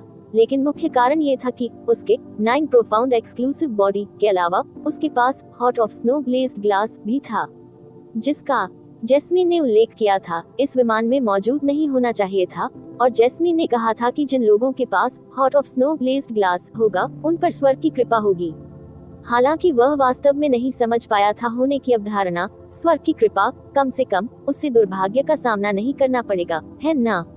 मम, हाँ, बड़ी बहन इतनी मजबूत है, वह निश्चित रूप से सुरक्षित रहेगी। ज़िया युवानबा ने दृढ़ता से अपना सिर हिलाया और फिर उसने कुछ सोचा और एक सुनहरा, अजीब आकार का ध्वनि ट्रांसमिशन जेड निकाला। उन्होंने ध्वनि संचरण तावीज का उपयोग नहीं किया, इसके बजाय उसने अपनी गहन ऊर्जा को अपने भीतर निवेशित किया और ध्वनि संचरण जेड एक सुनहरी रोशनी में चमकने लगा। ज़िया युवानबा ने साउंड ट्रांसमिशन जेड में बात की और कहा, मास्टर, शिष्या ब्लू विंड इंपीरियल सिटी में हैं। क्या मास्टर इसकी जांच करने और ये देखने में मदद कर सकते हैं कि क्या सन मून डिवाइन हॉल से कोई विशेष हलचल हो रही है? विशेष रूप से उच्च स्तरीय पवित्र जहाजों की हलचल। नंबर 1 अंडर हेवन और नंबर 7 अंडर हेवन ने चुपचाप उनकी पूरी बातचीत सुनी और बिल्कुल भी बीच में नहीं आई। भले ही वे प्रोफाउंड स्काई कॉन्टिनेंट से नहीं थे, वे प्रोफाउंड स्काई कॉन्टिनेंट के अधिकांश लोगों की तुलना में एब्सोल्यूट मोनार्क सेंचुरी और सन मून डिवाइन हॉल का नाम बेहतर जानते थे, क्योंकि वे खलनायक थे जिन्होंने एक बार उनके मायावी दानव क्षेत्र पर आक्रमण किया था और वे उन अपराधियों में से एक थे जो दानव सम्राट की मृत्यु का कारण बने, जिसने मायावी दानव क्षेत्र को 100 साल की अराजकता में डाल दिया। मूल रूप से प्रोफाउंड स्काई कॉन्टिनेंट तक यूचे का अनुसरण करने का कारण जियोयून के साथ उसके रिश्तेदारों के साथ पुनर्मिलन करना था, लेकिन उन्होंने कल्पना नहीं की थी कि वे प्रत्यक्ष और अप्रत्यक्ष रूप से एब्सोल्यूट मोनार्क सेंचुरी और सन मून के 2 भयानक अस्तित्वों के संपर्क में आएंगे। इस राष्ट्र में डिवाइन हॉल, जिसका सर्वोच्च क्षेत्र केवल सम्राट प्रोफाउंड था। नंबर 1 अंडर हेवन की आंखों में अभिव्यक्ति वास्तव में जटिल थी। वह नंबर 7 अंडर हेवन की रक्षा के लिए प्रोफाउंड स्काई कॉन्टिनेंट में आया था और उसने सोचा कि वह बहुत सतर्क था और बहुत अधिक चिंतित था। लेकिन अब ये केवल पहला दिन था और उसका दिमाग पहले से ही शांत नहीं हो पा रहा था। इससे पहले कि ज़िया युवानबा अपना साउंड ट्रांसमिशन जेड हटा सके, वह अचानक फिर से चमक उठा। उन्होंने तुरंत इसे उठाया और आध्यात्मिक गुरु प्राचीन ब्लू की आत्मा की आवाज तुरंत उनके दिमाग में भेजी गई, जिससे बाद में उनकी अभिव्यक्ति बदल गई। तुम्हारे गुरु ने क्या कहा? युनचे की भौहें हिलते ही उसने तुरंत पूछा। ज़ेया युवानबा के मास्टर द्वारा उसे इतनी जल्दी प्रतिक्रिया देने का कारण स्पष्ट था, क्योंकि उसने पहले ही सन मून डिवाइन हॉल से कुछ अजीब देखा था। ज़ेया युवानबा ने अपना सिर उठाया और गहरी आवाज में कहा। मास्टर ने कहा, सन मून सीक्रेट आर्क 4 घंटे पहले ही सन मून डिवाइन हॉल से बाहर निकल चुका है। ये बहुत तेजी से आगे बढ़ रहा था और जिस दिशा में यह उड़ रहा था वही ब्लू विंड नेशन है। सूर्य चंद्रमा पवित्र संदूक। यूचे की भौहें बंद हो गईं। ये क्विंगशेन की स्मृति के अनुसार sun moon sacred ark sun moon divine hall का सबसे गहरा आर्क है। भले ही इसकी तुलना उस स्वर्गीय पवित्र दिव्य संदूक से नहीं की जा सकती जिसे ज़ेया युवानबा ने इस बार इस्तेमाल किया था, इसकी गति निश्चित रूप से आम लोगों के ज्ञान को पार कर गई है और इसमें बहुत मजबूत आक्रामक क्षमताएं भी हैं। मैंने सुना है कि मास्टर ने उल्लेख किया है कि सन मून डिवाइन हॉल के सन मून सेक्रेड आर्क को केवल स्वर्गीय सम्राट ये मेक्सी और उनके बेटे ये जिंगहान द्वारा नियंत्रित किया जा सकता है। और मास्टर ने कहा कि मेक्सी अभी भी सुप्रीम ओशन पैलेस में थी। इसका मतलब है कि ये जिंगान को सन मून सेक्रेड आर्क में होना चाहिए। ज़ेया युवानबा ने दांत पीसते हुए गुस्से से कहा। पिछले 3 वर्षों में एकांत साधना के दौरान उसकी शक्तियां इतनी तेजी से जागृत होने और बढ़ने का कारण उसकी बदला लेने की इच्छा थी। वह जिस व्यक्ति से बदला लेना चाहता था वह स्वाभाविक रूप से ये जिंगान था। भले ही उसने अब देखा कि यूचे सुरक्षित और स्वस्थ था, फिर भी फ्रोजन क्लाउड एसगार्ड की आपदा के कारण ये जिंगान के प्रति उसकी नफरत कम होने के बजाय बढ़ती ही गई। अगर ये जिंगान अब उसके सामने आता, यहाँ तक कि यूचे के पहले अनुस्मारक के साथ भी, वह ऐसा करता। निश्चित रूप से अपनी पूरी ताकत से उसके सिर पर मुक्का मारा, भले ही वह सन मून डिवाइन हॉल का युवा मास्टर स्वर्गीय सम्राट का इकलौता बेटा था। सूर्य चंद्रमा पवित्र संदूक की गति से वे लगभग 8 घंटे और अधिकतम 9 घंटे में पहुंचेंगे। जी चाची, अब हमें क्या करना चाहिए? ज़ेया युवानबा पहले से ही अस्थिर थी और स्थिर नहीं बैठ सकती थी। उसने अपनी मुट्ठियां कसकर भींच ली और उसके पूरे शरीर में गहन ऊर्जा अनियंत्रित रूप से घूम रही थी। भले ही उसकी गहन शक्ति पहले से ही इतनी मजबूत थी कि वह भयावह हो सकती थी, युनचे पर उसका लगभग सहज विश्वास और निर्भरता अभी भी नहीं बदली थी जरा सा। बिग ब्रदर यू, आइए फ्रोजन क्लाउड एसगार्ड के लोगों को गहन संदूक के साथ तुरंत दूर भेजें। बिग ब्रदर यून के गहन जहाज से उनमें से किसी को भी चोट नहीं पहुंचेगी, नंबर 7 अंडर हेवन चिल्लाया। नहीं, यूचे ने गहरी आवाज में कहा। इस बार ये झिंगान ने जितनी जल्दी हो सके यहाँ पहुँचने के लिए सन मून डिवाइन हॉल के सबसे मजबूत गहरे जहाज का भी इस्तेमाल किया। वह हर कीमत पर मुझे मारना चाहता होगा। यदि उसे फ्रोजन क्लाउड एसगार्ड में खाली हाथ छोड़ दिया गया था तो फ्रोजन क्लाउड एसगार्ड को नष्ट करना अभी भी गौण होगा। इसके बजाय वह निश्चित रूप से मुझे उपस्थित होने के लिए मजबूर करने के लिए ब्लू विंड इंपीरियल सिटी को तुरंत निशाना बनाएगा। अगर उसने इन 3 वर्षों के दौरान मेरी जांच की होती तो वह फ्लोटिंग क्लाउड सिटी की ओर भी रुख कर सकता था। आखिरकार मेरी पहचान ब्लू विंड इंपीरियल परिवार की राजकुमार पत्नी है और फ्लोटिंग क्लाउड सिटी मेरा जन्म स्थान था। लेकिन वह सन मून डिवाइन हॉल है। पिताजी ने कहा कि इससे कोई फर्क नहीं पड़ता कि यह 4 महान पवित्र मैदानों में से कौन सा है, वे सभी संरक्षक परिवारों की तुलना में अधिक मजबूत हैं। हमारे लिए अकेले उनके खिलाफ लड़ना असंभव है, नंबर 7 अंडर हेवन ने घबराहट में कहा। ओल्ड 7 सही है, नंबर 1 अंडर हेवन ने भी गंभीर भाव से कहा। भाई युन, आपके पास वह गहन जहाज है जो अंतरिक्ष में यात्रा कर सकता है, इसलिए यदि सन मून डिवाइन हॉल आ भी जाए तो आप जिसे भी सुरक्षित रूप से सुरक्षित रखना चाहते हैं उसे ला सकते हैं। जहाँ तक बाकी चीजों की बात है, चाहे कुछ भी हो, जिंदा रहने से ज्यादा महत्वपूर्ण कुछ भी नहीं है। युनचे की आंखें थोड़ी घूम गईं। अन्य लोगों की घबराहट और हल्की घबराहट की तुलना में युनचे की अभिव्यक्ति बहुत शांत थी। अगर हम वास्तव में उस कदम तक पहुंच गए तो मैं स्वाभाविक रूप से सभी को ले जाऊंगा और भाग जाऊंगा, लेकिन ऐसा तभी होगा जब हमारे पास कोई अन्य विकल्प नहीं बचेगा। उनके पैरों के नीचे वह आखिरी महिमा थी जिसे कैंग यू ने ब्लू विंड नेशन की आपदा के तहत बचाने के लिए सब कुछ इस्तेमाल किया था। वह इस शाही शहर को दिव्य फीनिक्स के हाथों नष्ट नहीं होने दे सकता था, बल्कि उसकी वजह से ये झिंगान के हाथों नष्ट हो सकता था। भाई यू, क्या आप कोई तरीका लेकर आए हैं? लेकिन दूसरा पक्ष सन मून डिवाइन हॉल है और उनके यंग मास्टर व्यक्तिगत रूप से आ रहे हैं, और आपने ये भी कहा था कि दूसरा पक्ष आपकी ताकत के वर्तमान स्तर को मोटे तौर पर जानता है। नंबर 1 अंडर हेवन ने भौहें चढ़ाते हुए कहा। उन्होंने यूचे की क्षमता पर बिल्कुल भी सवाल नहीं उठाया, क्योंकि उस समय ड्यूक हुआई भी उनके सामने बुरी तरह विफल रहे थे। लेकिन अब वर्तमान स्थिति में, चाहे वह इसके बारे में कितना भी सोचे, वह इसका मुकाबला करने का कोई तरीका नहीं ढूंढ सका। जब तक वह मायावी दानव क्षेत्र में वापस नहीं आया और छोटी दानव महारानी को नहीं लाया, तब तक चाहे सन मून डिवाइन हॉल से कितने भी शक्तिशाली अभ्यासी क्यों न आए, वे सभी चारा बन जाएंगे मूल रूप से। लेकिन मैं बहुत निश्चित नहीं हूँ, इसलिए हम केवल इस पर जुआ खेल सकते हैं। उनके पूछने का इंतजार किए बिना युनचे उठ खड़ा हुआ और बोला, युवानबा, तुम यहीं रहो और इंपीरियल सिटी की रक्षा करो।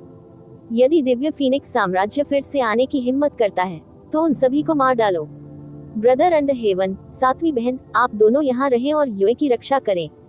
जियोयू, आप मेरे साथ फ्रोजन क्लाउड असगार्ड में आए अभी।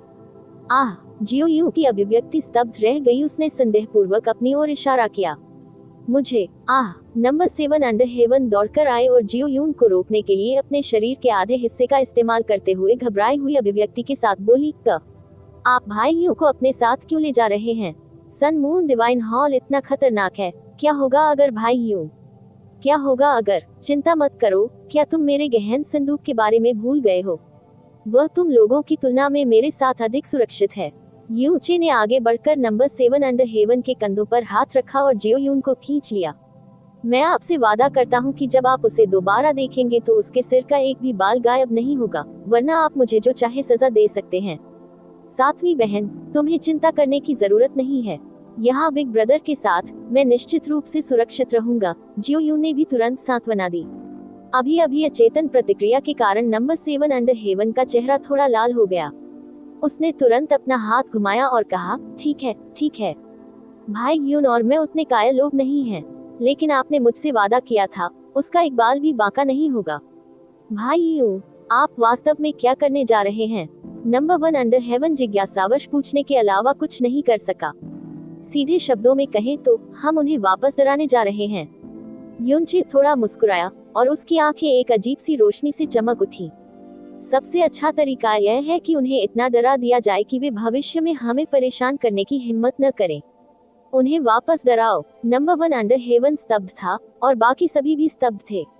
अगर इसे डराना ही था, यूचे की ताकत के साथ यह एक सामान्य गहन अभ्यासी को पूरी तरह से डराने के लिए पर्याप्त था।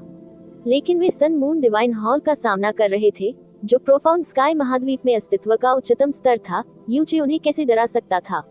या ये भी कहा जा सकता है कि पूरे प्रोफाउंड स्काई महाद्वीप में लगभग कुछ भी नहीं था जो हो सकता था उन्हें पूरी तरह से डराने के लिए पर्याप्त है। यूचे ने कुछ नहीं बताया, बस शांति से कहा, मुझे नहीं पता कि यह काम करेगा या नहीं, लेकिन अगर यह काम करता है तो कम से कम वे हमें थोड़े समय के लिए परेशान नहीं करेंगे। लेकिन अगर यह विफल रहता है तो हम केवल बच सकते हैं। जियोयू, चलो चलें। हाँ, योए, चिंता मत करो।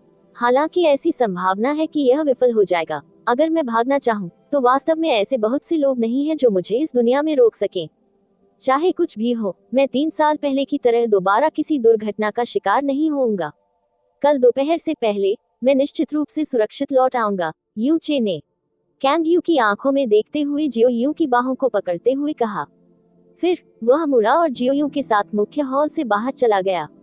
पति, जैसे ही उसकी पिछली आकृति उसकी दृष्टि रेखा से गायब हो गई, कैंग यू अनजाने में आगे बढ़ी, बाहर रात के आकाश को देखा और उसकी आंखें धुंधली हो गईं। जिस आदमी से उसने प्यार किया और शादी की, उसका जीवन हमेशा ऐसी परेशानियों से भरा हुआ लगता है जिन्हें दूसरे समझ नहीं पाते। ये पहला दिन था जब वे जीवन और मृत्यु से अलग होने के बाद फिर से मिले थे, लेकिन उन्हें अपनी ताकत का उपयोग करके गहरे आकाश महाद्वीप में सबसे ऊंचे अस्तित्वों में से एक का सामना करने के लिए जल्दी में जाना पड़ा। देवताओं के विरुद्ध अध्याय 669 4 महान बुजुर्ग। आप ऑडियो बुक्स 108 देख रहे हैं। धोखेबाजों से सावधान रहें। अध्याय 669 4 महान बुजुर्ग। जब एक गहन अभ्यासी अपनी गहन शक्ति बढ़ाता है तो उसकी गति भी स्वाभाविक रूप से बढ़ जाती है, विशेष रूप से स्काई प्रोफाउंड दायरे के किसी व्यक्ति के लिए जो प्रोफाउंड फ्लोटिंग तकनीक का उपयोग कर सकता है, वह बेहद डरावनी गति से उड़ने में सक्षम होगा। हालांकि इसकी तुलना अभी भी एक गहन जहाज की गति से नहीं की जा सकती है।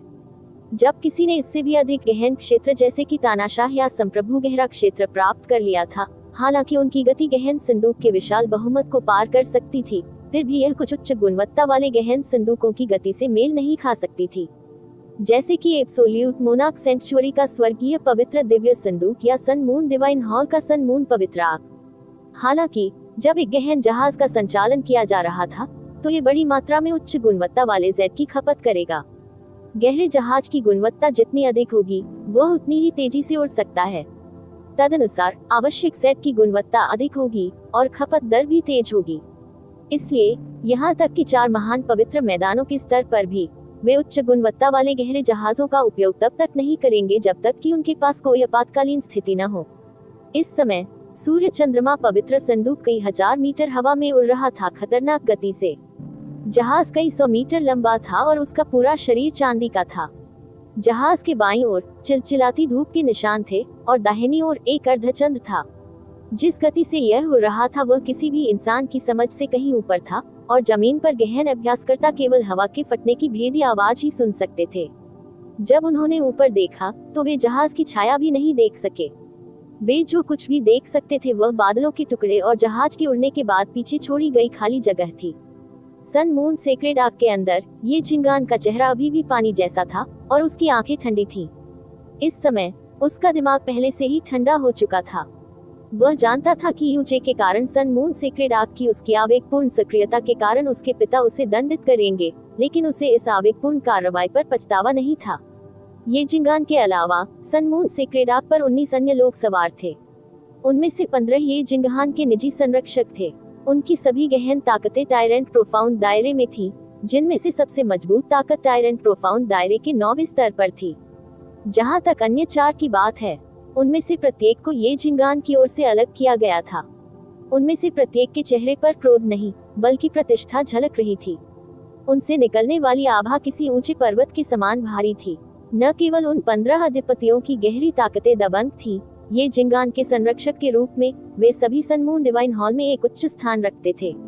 हालांकि जब उन्होंने चारों व्यक्तियों की ओर देखा तो उनकी आंखें गहरी श्रद्धा से भर गईं, क्योंकि ये चारों सन मून डिवाइन हॉल के बुजुर्ग थे और सन मून डिवाइन हॉल का बुजुर्ग बनने के लिए एक आवश्यकता को पूरा करना था, जो कि सम्राटों के दायरे तक पहुंचना था। इसके अलावा ये चारों न केवल सन मून डिवाइन हॉल के बुजुर्ग थे बल्कि शीर्ष 20 में भी स्थान पर थे। उनमें से एक को शीर्ष 10 में भी स्थान दिया गया था। वे क्रमशः थे 11वें बुजुर्ग ये जुआन्युन, 15वें बुजुर्ग ये शे, 17वें बुजुर्ग ये शुरान और जिनकी गहन ताकत अंतिम चरण के सम्राट के करीब थी, 9वें बुजुर्ग ये गुयन। पहले से ही संप्रभु के 7वें स्तर पर थे गहन क्षेत्र। महज यूचे ने वास्तव में यंग मास्टर को क्रोधित कर दिया। क्या युवा मास्टर उसे अधिक महत्व नहीं दे रहा है? ये देखने के बाद कि ये झिंगान अपने गुस्से से शांत हो रहे थे, 15वें बुजुर्ग येशी ने उदासीनता से टिप्पणी की। ऐसा नहीं था कि उसने यूचे नाम नहीं सुना था। आखिरकार दिव्य फीनिक्स संप्रदाय की युवा पीढ़ी के 10 महान प्रतिभाओं को अकेले ही उखाड़ फेंकने से 3 साल पहले बहुत हंगामा हुआ था। उस मामले के बारे में पता न होना कठिन था। हालांकि उन्होंने इसके बारे में केवल सुना था और इससे अधिक कुछ नहीं, क्योंकि स्तरों में अंतर के कारण युनचे उनकी रुचि बनाए रखने के योग्य नहीं थे। जहां तक ये सुनने की बात है कि युनचे ने प्राइमेडियल प्रोफाउंड आग पर ये झिंगान को नाकाम कर दिया था और फिर उस पर मर गया, उन्होंने इसे केवल हंसी में उड़ा दिया था। क्योंकि जिसने भी उनके सन मून डिवाइन हॉल के यंग मास्टर को अपमानित करने की हिम्मत की, भले ही उसने ऐसा नहीं किया हो, प्राइमेडियल प्रोफाउंड आग में मरो, इससे बाहर आने के बाद वह और भी अधिक दयनीय मौत मरेगा। अचानक ये पता चलने के बाद कि युनचे वास्तव में जीवित था और उसने अपने 2 संरक्षकों को भी मार डाला था, ये झिंगान पूरी तरह से क्रोधित हो गया। वह उसे तुरंत मारना चाहता था और उसने सूर्य चंद्रमा के पवित्र आग को सक्रिय करने में संकोच नहीं किया और 15 रक्षकों को लाया, यहाँ तक कि उनके 4 बुजुर्गों को भी लाया। यह एक चाकू लाने जैसा था जो मुर्गियों को मारने के लिए गायों को काट सकता था। ये शी सही है। ये शूरन ने थोड़ा सिर हिलाया और कहा, हालांकि यूचे के पास प्रभावशाली प्रतिभा है, फिर भी यंग मास्टर की क्या हैसियत है? वह युवा मास्टर से इस तरह के व्यवहार के लायक भी कैसे है? अगर यंग मास्टर उसे मरवाना चाहता है तो उसे इसकी आवश्यकता क्यों है? पवित्र सूर्य चंद्रमा आग को सक्रिय करने और व्यक्तिगत रूप से आने के लिए केवल मुझे उचित दफन के बिना मारने की आवश्यकता है। ये झिंगान का चेहरा ठंडा और काला था और उसने धीरे से कहा, यूचे, मरना होगा। ये गएंग ने अपना सिर थोड़ा ऊपर उठाया, फिर कहा, युवा मास्टर, ये बूढ़ा सोचता है कि हमें इस समय यूचे को मारने के लिए ब्लू विंड में जाने में थोड़ा अधिक सतर्क रहना चाहिए। 9वां बुजुर्ग ऐसा क्यों कहता है? यहाँ हम चारों के साथ भले ही हजारों युनचे हों, फिर भी वह एक निश्चित मौत मरेगा। युनचे कचरे के उन 2 टुकड़ों को मारने में सक्षम था। ये क्विंगशेंग और ये ज़ी वास्तव में अप्रत्याशित है, लेकिन वह हम चारों पर कैसे विजय प्राप्त कर सकता है? ये गुयन के बयान के कारण येश और ये शुरान दोनों के चेहरे पर हैरानी प्रकट हुई। 9वें बुजुर्ग के रूप में ये गुयंग की गहन शक्ति की खेती पहुंच गई थी। सन मून डिवाइन हॉल में उनका पद बहुत ऊंचा था और हालांकि वे एक बुजुर्ग भी थे, जबकि ये गायंग येशी और येशुरान को नाम से बुला सकते थे। येशी और येशुरान को अभी भी थोड़ा सम्मानजनक होना था और उन्हें 9वें बुजुर्ग के रूप में देखें। नहीं, हमें अभी भी सावधान रहना होगा, यूचे के खिलाफ नहीं, बल्कि उस व्यक्ति के खिलाफ जो उसे छाया से समर्थन दे रहा है, या अधिक सटीक रूप से कहें तो उसके मालिक। ये गएंग ने गंभीरता से उत्तर दिया। हालांकि यंग मास्टर अपने गुस्से में आवेगी है, लेकिन वह मूर्ख नहीं है। मेरा मानना है कि उसने हम चारों को अपने साथ लाने से पहले इस पर विचार किया था। 11वें बुजुर्ग ये जुआनयुन ने कहा। 9वें बुजुर्ग ने जो कहा उससे मुझे भी सहमत होना होगा। ऐसा कहा जाता है कि युनचे की गहरी नसें तब कमजोर हो गई थी जब वह छोटा था और बाद में चमत्कारिक ढंग से ठीक हो गया था। 3 साल पहले जब उसने profound sky 7 nation ranking tournament में जीत हासिल की थी, तो ये कहा गया था कि उसने अभी तक अभ्यास भी नहीं किया था। 4 वर्षों के लिए गहन, और अब जब इतने कम 3 वर्ष बीत चुके हैं, तो उसकी गहन शक्ति उस दायरे तक पहुंच गई है जहां वह ये क्विंगशिंग और ये जी को एक पल में ही मार सकता है, चरम सीमा तक अतिरंजित। भले ही हमारे 4 महान पवित्र मैदान हमारे सभी संसाधनों को समाप्त कर रहे हों, फिर भी हमारे लिए किसी व्यक्ति को इतने कम समय में इतने भयानक दायरे तक पहुंचाना असंभव है। ये वास्तव में कल्पना करना कठिन है कि यह किस प्रकार का होगा। विशेषज्ञ वास्तव में ऐसा शिष्य उत्पन्न कर सकता है। 3 साल पहले ऐसी अफवाहें थीं कि उसके पीछे एक बहुत मजबूत और रहस्यमय गुरु था, लेकिन किसी ने कभी उसके गुरु को नहीं देखा था। यू गएंग ने उदासीनता से जारी रखा। उस वर्ष उसने बिना किसी डर के अकेले डिवाइन फीनिक्स सिटी में पूरे डिवाइन फीनिक्स संप्रदाय का सामना किया। उस समय वह अभी इस वर्ष का भी नहीं था, इसलिए उसके लिए इतना शांत और साहसी होना असंभव था। फिर ऐसा होना चाहिए कि उसके पास भरोसा करने के लिए कुछ था। ये समझाने के लिए पर्याप्त हो सकता है कि उसके पीछे का स्वामी इतना मजबूत था कि उसने उस समय दिव्य फीनिक्स संप्रदाय के बारे में सोचा होगा। ऐसा कई बार हुआ, इसीलिए उन्होंने ऐसा करने का निर्णय लिया। घोषणा करें कि उन्होंने profound sky 7 nation ranking tournament के दौरान यूचे के साथ सुलह कर ली थी, फिर भी फैंगफियान को प्राइमर्डियल प्रोफाउंड आग पर उसे मारने की अनुमति दी। मुझे सबसे अधिक चिंता इस बात की है कि वह वास्तव में प्रिमोडियल प्रोफाउंड आग से जीवित कैसे भाग गया। ये गएंग ने आगे कहा, हमारे 4 महान पवित्र मैदानों में भी कुछ पूर्ववर्ती थे जो प्राइमर्डियल प्रोफाउंड आग पर रुके थे, लेकिन परिणाम ये हुआ कि हड्डियों का एक बैग भी नहीं मिला। फिर भी युनचे वास्तव में जीवित बाहर आ गया। ये समझाना वाकई आसान है, ये शी ने मुस्कुराते हुए कहा। युवा मास्टर ने पहले कहा था कि 3 साल पहले प्राइमर्डियल प्रोफाउंड आग में पूर्ण सम्राट अभयारण्य ज़िया युवानबा, जिसके पास अत्याचारी सम्राट की दिव्य नसें थी, प्राइमर्डियल प्रोफाउंड आग से पहले ही बाहर निकल गया था। बंद करें। डिवाइन फीनिक्स संप्रदाय की राजकुमारी स्नो को शुरू में हमारे यंग मास्टर द्वारा युनचे के साथ अकेले एक किले में मौत के लिए सील कर दिया गया था, लेकिन राजकुमारी स्नो वास्तव में सुरक्षित रूप से बाहर आ गई। वास्तव में उनके बाहर निकलने का कारण एब्सोल्यूट मोनार्क सेंचुरी के स्थानिक कंगन की मदद से था, जिसे विशेष रूप से प्रिमोडियल प्रोफाउंड आग में दुर्घटनाओं को रोकने के लिए बड़े खर्च पर निर्मित किया गया था। ज़िया युवानबा और राजकुमारी स्नो दोनों स्थानिक कंगन की मदद से बच गए थे, इसलिए युन स्वाभाविक रूप से ची के पास भी था। वह स्पष्ट रूप से 3 साल पहले प्राइमर्डियल प्रोफाउंड आग द्वारा कभी नहीं छीना गया था और केवल स्थानिक कंगन की मदद से भाग निकला था। जब उसने इसके बारे में सोचा था युवा गुरु को नाराज करने के कारण, वह जानता था कि प्राइमर्डियल प्रोफाउंड आग को छोड़ने से केवल मृत्यु हो सकती है। दिव्य फीनिक्स संप्रदाय ने भी उससे जाने नहीं दिया, इसलिए वह प्राइमर्डियल प्रोफाउंड आग को छोड़ने के बाद जल्दी से छिप गया, जिसके परिणामस्वरूप ये झूठी छवि बनी कि उसे प्राइमर्डियल प्रोफाउंड आग द्वारा ले जाया गया था, जिससे सभी को लगा कि वह पहले ही मर चुका है। इस तरह हमारे सन मून डिवाइन हॉल और डिवाइन फीनिक्स संप्रदाय द्वारा उसका शिकार नहीं किया जाएगा। तब से वह छिपकर रह रहा था, जो कि ही था अब उजागर। हाँ, ये शूरन ने सहमति में सिर हिलाया। यही एकमात्र स्पष्टीकरण है। यूचे इतना चालाक है और वास्तव में हमारे सन मून डिवाइन हॉल और डिवाइन फीनिक्स संप्रदाय को पूरे 3 वर्षों तक मूर्ख बना सकता है। इसमें कोई आश्चर्य नहीं है कि युवा मास्टर इतना क्रोधित क्यों होंगे। यू गाइंग ने अपनी भौहों को थोड़ा सा हिलाया और फिर धीरे से सिर हिलाया। ये वास्तव में सबसे अच्छा स्पष्टीकरण है, लेकिन मेरे पास अभी भी चिंता का एक और मुद्दा है। ये क्विंगशिंग और ये जी दोनों के पास वह आत्मा छाप थी जो यंग मास्टर ने व्यक्तिगत रूप से उनमें डाली थी। ये किंगशिंग और ये जी दोनों के शरीर टूट गए थे, जो साबित करता है कि वे दोनों मर चुके हैं। हालांकि यंग मास्टर को केवल ये जी की मृत्यु की छाप मिली थी। किंगशिंग की आत्मा की छाप उसकी मृत्यु से पहले मिटा दी गई थी। जो व्यक्ति आत्मा की छाप को मिटा सकता था, वह उस छाप का पता कैसे नहीं लगा सकता था। लेकिन फिर भी उसने सीधे तौर पर ये जी को मार डाला, और ऐसा लगता है कि उसने जानबूझकर ये जी को मार डाला ताकि वह आगे बढ़ सके युवा गुरु के लिए मौत की छाप। हा हा हा हा, ये शूरन अचानक हंसे। नौवा बुजुर्ग हमेशा शांत और बुद्धिमान रहा है। वह चीजों को ध्यान से सोचता है जिसकी कई लोग प्रशंसा करते हैं, लेकिन इस बार आपने बहुत अधिक चिंता की है। हालांकि यूचे के पीछे एक मजबूत गुरु है, चाहे उसका गुरु कितना भी मजबूत क्यों न हो, क्या उसका स्वामी नौवे बुजुर्ग से अधिक शक्तिशाली हो सकता है? हमारा सन मून डिवाइन हॉल 10,000 वर्षों से प्रोफाउंड स्काई महाद्वीप में मौजूद है। इसे वास्तव में किससे डर लगता है?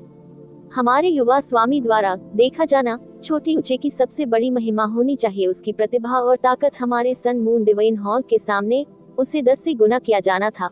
वह सिर्फ एक टिड्डा है जिस पर हम कभी भी कदम रख सकते हैं यदि वह वास्तव में वैसा ही है जैसा कि नौवे बुजुर्ग ने कहा था।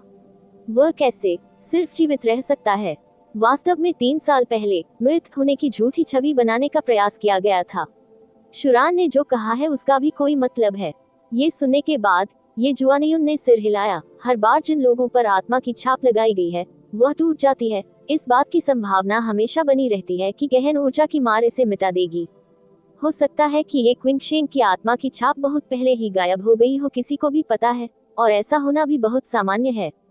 हे, ये गाइंग ने हंसते हुए कहा, शायद मैं वास्तव में इसके बारे में बहुत अधिक सोच रहा हूँ। नौवा बुजुर्ग हमेशा सावधानी से सोचता है और उसने कभी किसी को कम नहीं आंका है। यही कारण है कि स्वर्गीय राजा द्वारा उसे अत्यधिक महत्व दिया जाता है। ये शी ने मुस्कुराते हुए कहा, यही कारण है कि मैंने हमेशा नौवे बुजुर्ग की प्रशंसा की है। ओह, ऐसा लगता है जैसे हम ब्लू विंड नेशन की सीमा के करीब पहुंच रहे हैं। मुझे आश्चर्य है कि क्या यूचे को पहले से ही हमारे बारे में पता है और पहले से ही है चूहे की तरह भागने के लिए उसने अपना चेहरा ढक लिया। ब्लू विंड नेशन के बिल्कुल उत्तर में जमे हुए बादल इसगार्ड। अब बहुत देर रात हो चुकी थी, लेकिन अत्यधिक बर्फ वाले बर्फीले क्षेत्र का आसमान असीम बर्फ और बर्फ से प्रतिबिंबित होकर राख जैसा सफेद दिखाई दे रहा था। फ्रोजन क्लाउड एस्गार्ड पर पहुंचने पर यूचे और जियोयू प्राइमेडियल प्रोफाउंड आग से बाहर नहीं निकले।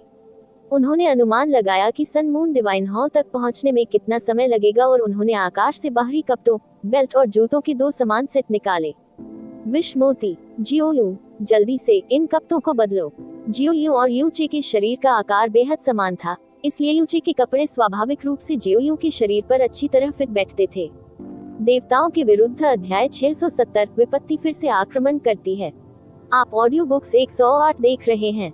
धोखेबाजों से सावधान रहें। अध्याय 670 विपत्ति फिर से आक्रमण करती है। जब यूचे और जियोयू एक जैसे कपड़ों के सेट में बदल गए, यदि कोई उनके चेहरे की विशेषताओं की तुलना न करे तो उनके आगे और पीछे दोनों 90% एक जैसे थे। जियोयू ने अपने कपड़े बदलने के बाद उत्सुकता से कहा, बड़े भाई आप क्या करने जा रहे हैं? यूनचे ने धीरे से जियोयून की ओर देखा, उसका आकार देखा, फिर थोड़ा सिर हिलाया और उत्तर दिया, अच्छा, हम दोनों की शारीरिक संरचना बहुत समान है। जब तक कोई ऐसा व्यक्ति ना हो जो हमें अच्छी तरह से जानता हो, केवल हमारे आंकड़ों के आधार पर हमें अलग करना बहुत कठिन होगा। बात करते समय यूचे ने स्काई पॉइजन पल से एक लकड़ी का बक्सा निकाला। बैठो, मैं भेष बदलने में तुम्हारी मदद करूंगा ताकि तुम मेरी तरह दिखा। आह, जियोयून अवाक रह गया, उसका मुंह चौड़ा हो गया। भेष, हाँ। यूनचे ने अपना सिर हिलाया और अपनी भौं को कसकर सिकोड़ लिया। निश्चिंत रहें, मैं छिपाने के लिए एक विशेष औषधि का उपयोग कर रहा हूँ, किसी गहन ऊर्जा का नहीं। भेष, जब तक ये विशेषज्ञ न हो इसे समझ पाना असंभव होगा। भेष बदलने की कला में यूनचे को प्रोफाउंड स्काई कॉन्टिनेंट में मिला सबसे कुशल व्यक्ति हुआ मिंगहाई था। लेकिन भले ही वह हुआ मिंगहाई ही क्यों न हो, भेष बदलने की कला में उसकी तुलना यूनचे से नहीं की जा सकती। केवल एक नजर से वह हुआ मिंगहाई के भेष को देख सकता था, लेकिन जहां तक उसकी अपनी नजर की बात है, हुआ मिंगहाई थोड़े समय में ही इसके पार नहीं देख सका। लेकिन मुझे अपने आप को बड़े भाई के रूप में क्यों छिपाना चाहिए? जियोयू ने हैरान चेहरे के साथ पूछा। क्योंकि सन मून डिवाइन हॉल के सदस्यों के आने के बाद अगर कोई दुर्घटना नहीं होती है तो आपको मेरी पहचान का उपयोग करने और उनका सामना करने के लिए थोड़े समय की आवश्यकता होगी, यूनचे ने गंभीरता से उत्तर दिया। आह, जियाओ यून ने मुंह फुलाकर कहा, मैं डर गया क्या? यूनचे मंद मंद मुस्कुराए। जियोयून थोड़ी देर के लिए अन्यमनस्क हो गया। उसने अपने दांत पीस लिए और जोर से सिर हिलाया। नहीं, डर नहीं रहा बड़े भाई, चिंता मत करो। अगर मुझे अपनी जान की बाजी भी लगानी पड़े तो भी मैं अपनी जान जोखिम में डालने के बारे में भूल जाओ, यूचे ने मुस्कुराते हुए उससे रोका। मैंने पहले ही 7वीं बहन को आश्वासन दिया है कि मैं तुम्हें वापस लाऊंगा और यह सुनिश्चित करूंगा कि तुम्हारा एक भी बाल गायब न हो। यदि तुम्हारी जान चली गई तो तुम्हारी 7वीं बहन रोज चाकू लेकर मेरे पीछे दौड़ेगी। अगर ऐसा हुआ तो मैं जीवन भर शांति से नहीं रह पाऊंगा। जैसे ही वह बोला, यूचे का चेहरा गंभीर हो गया।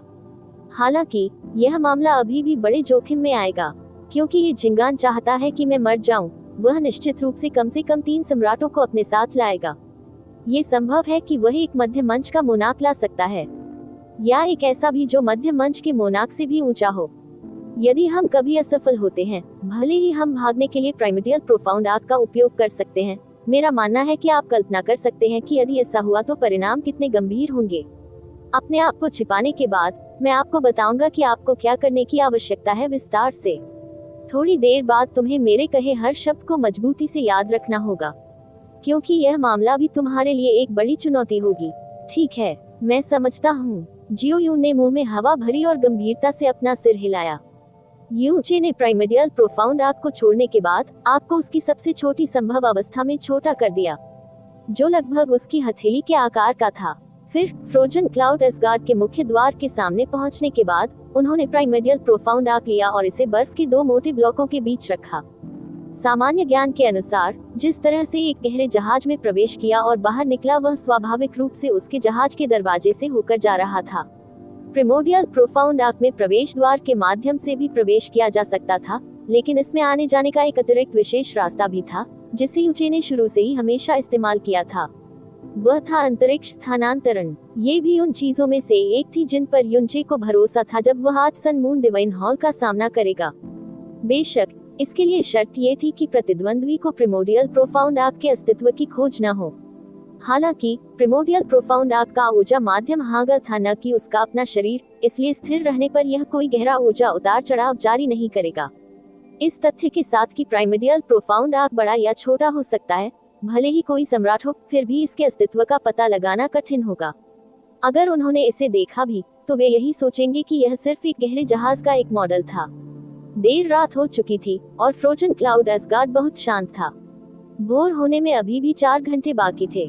4 घंटों में सन मून डिवाइन हॉल के आने का समय हो गया था।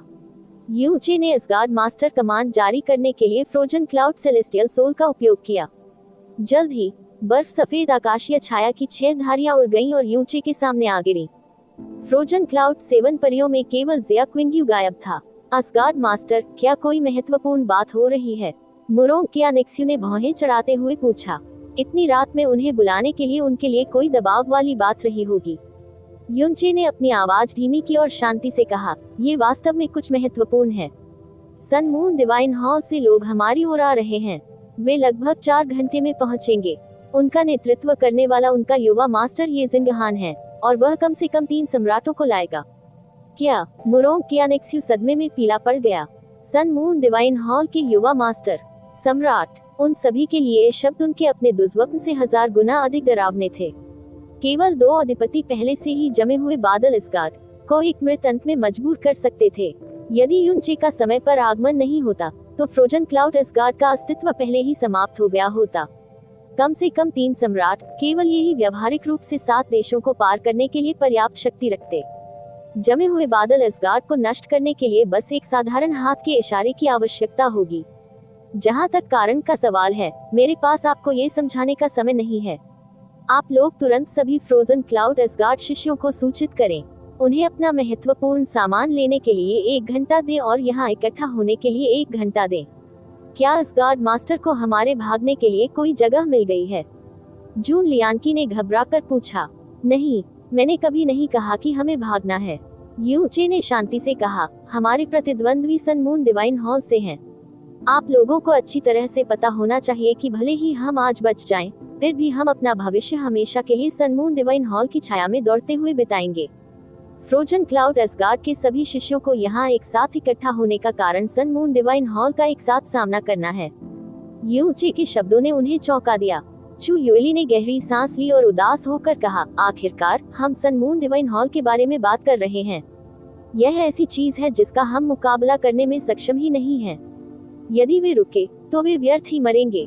बस हम 6 लोगों को रुकने दीजिए और सन मून डिवाइन हॉल का सामना करने दीजिए। जहां तक उनकी बात है, अभी 4 घंटे बाकी हैं, उनके भागने में अभी भी समय हो सकता है।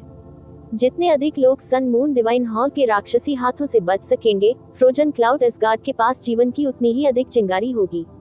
नहीं, मैंने केवल इतना कहा था कि हम एक साथ सन मून डिवाइन हॉल का सामना करेंगे। मैंने कभी नहीं कहा कि मैं चाहता हूँ कि तुम लोग मौत की तलाश करो। यूचे ने गंभीरता से कहा। भले ही सन मून डिवाइन हॉल के युवा मास्टर इस बार आए, लेकिन इसका मतलब यह नहीं है कि हम नष्ट होने के लिए अभिशप्त हैं। यदि आप सभी मुझ पर भरोसा करते हैं, तो मैं गारंटी नहीं दे सकता कि मैं फ्रोजन क्लाउड एसगार्ड की रक्षा कर सकता हूँ, लेकिन मैं निश्चित रूप से सभी के जीवन की रक्षा कर सकता हूँ। इससे कोई फर्क नहीं पड़ता कि यह senior master, junior master, senior sister या जूनियर सिस्टर है। मैं आपको आश्वस्त कर सकता हूँ कि आप में से किसी की भी जान नहीं जाएगी। हालांकि अगर सब कुछ योजना के अनुसार सुचारू रूप से चलता है, तो फ्रोजन क्लाउड एसगार्ड को भी बचाया जा सकता है। युनचे ने अपना हाथ थोड़ा ऊपर उठाया और उसकी नजर उनके बर्फीले चेहरों और चमकदार आंखों पर पड़ी। तब हमारे फ्रोजन क्लाउड एसगार्ड को नुकसान होगा, एक निर्वाणिक पुनर्जन्म। तब से कम कुछ समय के लिए कोई भी हमें अपमानित करने की हिम्मत नहीं करेगा, जब तक हम उनका विरोध करने के लिए पर्याप्त मजबूत नहीं हो जाते। रात के नीचे शांत बर्फीले चंद्रमा के साथ मुरोंग क्यानेक्स्यू, जून लियानकी, म्यूलानी, चू युली, फैंग हन्यू और फैंग हेनिक से सभी यूचे को स्तब्ध होकर देखते रहे और बहुत देर तक चुप रहे। वे ऐसा करने में सक्षम नहीं थे। कल्पना कीजिए कि जब उन्होंने सन मून डिवाइन हॉल के युवा स्वामी और कम से कम 3 सम्राटों के खिलाफ ऐसे शब्द कहे थे, जो उन्होंने व्यक्तिगत रूप से कहे थे, तो वह किस पर भरोसा कर रहे थे। जैसे जैसे रात गहरी होती गई, आकाश का रंग धूसर सफेद से गहरे धूसर में बदल गया। चू युली बोलने वाले पहले व्यक्ति थे। ठीक है, चूंकि आप हमारे एसगार्ड मास्टर हैं, हम स्वाभाविक रूप से आपकी बातों पर विश्वास करेंगे। हम अब सभी शिष्यों को इकट्ठा करेंगे, मुरोंग क्यानेक्स्यू ने सिर हिलाते हुए कहा। जैसे ही वह बोल रही थी, उसके बालों की नोक पर पहले से ही बर्फ के मोती बन चुके थे। सन मून डिवाइन हॉल के 2 अधिपतियों को मारने से फ्रोजन क्लाउड एसगार्ड को उनके विनाश से बचने की अनुमति मिल गई थी, लेकिन वे सभी जानते थे कि यह उनकी आपदा का अंत नहीं था। ये तो केवल शुरुआत थी। हालांकि उन्हें उम्मीद नहीं थी कि इतनी जल्दी इससे भी बड़ी आपदा आ जाएगी। इसके अलावा मैं फ्रोजन एंड डिवाइन हॉल में रहूंगा और एक आइसोलेशन बैरियर स्थापित करूंगा, इससे पहले कि मैं अपने आप बाहर आऊं, जब तक कि सन मून डिवाइन हॉल के लोग जल्दी न आ जाएं। किसी को भी इसके आसपास न जाने दें, यूचे ने अचानक कहा। फिर बिना किसी और स्पष्टीकरण के वह आकाश में तैर गया और फ्रोजन एंड डिवाइन हॉल की दिशा में उड़ गया। 500 किलोमीटर की ठंडी वीरानी। रात की हवा बर्फ जैसी ठंडी थी। इससे पहले कि किसी को इसका एहसास हो, आकाश गहरे भूरे से भूरा सफेद से हल्का सफेद हो गया और फिर तेज रोशनी में बदल गया। 4 घंटे ऐसे ही चुपचाप बीत गए। सभी जमे हुए बादल एसगार्ड शिष्य लंबे समय से मुख्य द्वार के सामने एकत्र हुए थे। पूरे फ्रोजन क्लाउड में एक घबराया हुआ लेकिन दृढ़ निश्चय वाला माहौल भी छा गया था। एसगार्ड, मुरोंग क्यानेक्स्यू और अन्य लोग ऊपर आसमान में तैर रहे थे। उनकी सभी खूबसूरत आंखें दक्षिण की ओर देखती थीं और कभी कभी फ्रोजन एंड डिवाइन हॉल की दिशा में देखने लगती थीं। यूचे के फ्रोजन एंड डिवाइन हॉल में प्रवेश करने के बाद कोई अन्य हलचल नहीं हुई। यह अब 4 घंटे की समय अवधि के करीब था जिसके बारे में यूचे ने बात की थी। वे अपने मन को शांत करने के लिए केवल फ्रोजन हॉट आर्ट्स का लगातार उपयोग कर सकते थे। इस समय दूर स्थान से दक्षिण पश्चिमी आकाश से एक कानभेदी आवाज सुनाई दे रही थी। वह तेजी से करीब और करीब आ रहा था। फिर फाड़ने की आवाज की दिशा में पीले आकाश में एक हल्का काला धब्बा देखा जा सकता था। वो क्या है? आह! फ्रोजन क्लाउड मादा की चीख के बाद कुछ ही पल में जो हल्का काला धब्बा देखा जा सकता था वह भयानक गति से बड़ा होता जा रहा था, जो स्पष्ट रूप से पूरी तरह से चांदी के गहन संदूक सिलहूट के रूप में दिखाई दे रहा था। इसकी भयानक गति फ्रोजन क्लाउड महिलाओं की समझ से कहीं अधिक थी। और फिर चांदी का गहरा जहाज अचानक रुक गया। ठीक वैसे ही यह उनके सामने लगभग 300 मीटर की दूरी पर रुक गया। ठंडी हवा अस्त व्यस्त हो गई और अंतरिक्ष में हल्का हल्का उतार चढ़ाव हो रहा था, क्योंकि एक विशाल अवर्णनीय गहन ऊर्जा आभा ने अत्यधिक बर्फ के पूरे बर्फीले क्षेत्र को ढक लिया था। इसने मुरोंग क्यानेक्स्यू को भी, जो वर्तमान में फ्रोजन क्लाउड एसगार्ड में सबसे मजबूत था, पूरी तरह से बेदम कर दिया था। गहन शक्ति के इस स्तर को केवल समझ से बाहर ही समझा जा सकता है। ये सन मून डिवाइन हॉल के लोग थे। वे वास्तव में आए थे। इस गहरे जहाज को सन मून सेक्रेड आर्क कहा जाता है। ये सन मून डिवाइन हॉल में उच्चतम गुणवत्ता वाला गहरा जहाज है। ये बहुत तेज है और वे हल्के ढंग से सक्रिय नहीं हुए होंगे। हालांकि इस बार हमारे फ्रोजन क्लाउड असगार्ड का दौरा करने के लिए उन्होंने वास्तव में इसे सक्रिय कर दिया था। जो शांत आवाज आए उसमें से मजाक का हल्का सा स्वर सुना जा सकता था। उन सभी ने तुरंत अपना सिर पीछे घुमाया और डर के बावजूद आश्चर्य से कहा, असगार्ड मास्टर। युनचे हवा पर कदम रखते हुए आ गया। पलक झपकते ही वह मुरोंग क्यानिक्स्यू के सामने उड़ गया। कोई नहीं जानता था कि उन 4 घंटों के दौरान वह फ्रोजन एंड डिवाइन हॉल में क्या कर रहा था। हालांकि वे स्पष्ट रूप से महसूस कर सकते थे कि युनचे के शरीर पर जो भारी आभा थी वह पहले की तुलना में कमजोर थी। इस बिंदु पर निकट आ रहे सूर्य चंद्रमा पवित्र संदूक का सामना करते समय उसकी आभा और भावों में केवल शांति थी। यहाँ तक कि थोड़ा सा गर्व भी था। केवल एक चीज की कमी थी, वह थी भय और चिंता। युनचे सबसे आगे खड़ा था और उसकी नजर सन मून सेक्रेड आग के संदूक के दरवाजे पर टिकी थी जो अभी तक खुला नहीं था। उसके शांत चेहरे पर हल्की सी मुस्कान दिख रही थी। हमारे सामने प्रत्येक वरिष्ठ मास्टर, जूनियर मास्टर, वरिष्ठ बहन और कनिष्ठ बहन वास्तव में एक आपदा है जिसका हमने अपने फ्रोजन क्लाउड असगार्ड के हजारों वर्षों के इतिहास में कभी मुकाबला नहीं किया है। हालांकि चूंकि मैं पहले से ही फ्रोजन क्लाउड असगार्ड का असगार्ड मास्टर हूँ, मैं युनचे अपनी गरिमा पर दांव लगाने को तैयार हूँ कि मैं फ्रोजन क्लाउड असगार्ड को कभी भी दुश्मन के हाथों में नहीं पड़ने दूंगा। नहीं, मैं किसी को दुखद अंत झेलने दूंगा। बाद में आप सभी को जो करना है वह ये है कि चाहे आगे कुछ भी हो, घबराएं नहीं। शायद उसने अपना सिर घुमाया और फ्रोजन क्लाउड की युवा महिलाओं पर हल्के से हंसा। आपको पता चलेगा कि सन मून डिवाइन हॉल उतना डरावना नहीं है जितना आप सोचते हैं। उनके सामने विपत्ति आने पर उनमें से हर एक को दमघोंटू, बर्फ जैसी ठंडी निराशा की गंध आ रही थी। हालांकि इतने शक्तिशाली प्रतिद्वंद्वी का सामना करते समय युनचे के शब्द और उसकी मुस्कान हवा के झोंके की तरह थी जिसने उनके आधे से अधिक अवसाद और भय को दूर कर दिया। फ्रोजन क्लाउड की सभी युवतियों की हल्की सी कांपती निगाहें एक प्रकार की निर्भरता और विश्वास के साथ उनके सामने वाली महिला की पिछली आकृति पर पड़ी। उनके हृदयों में एक अवर्णनीय, अपरिचित ऊष्मा अनवरत रूप से बढ़ती और विस्तारित होती गई। यह एक ऐसी अनुभूति थी जो उन्होंने दिवंगत असगार्ड मालकिन गोंग युक्सियन के लिए भी कभी महसूस नहीं की थी। चू योली ने चुपचाप युनचे की पिछली छवि को देखा और उसकी खूबसूरत आंखें थोड़ी देर के लिए अन्यमनस्कता में धुंधली हो गईं। कौन जानता था कि जिस युवक को फ्लोटिंग क्लाउड सिटी में सभी ने तिरस्कृत और उपहास किया था, जिसकी उसने केवल इसलिए रक्षा की थी किंग्यू का अनुरोध, कुछ ही वर्षों में पूरे ब्लू विंड नेशन को हिला देगा और पूरे प्रोफाउंड स्काई महाद्वीप को हिला देगा।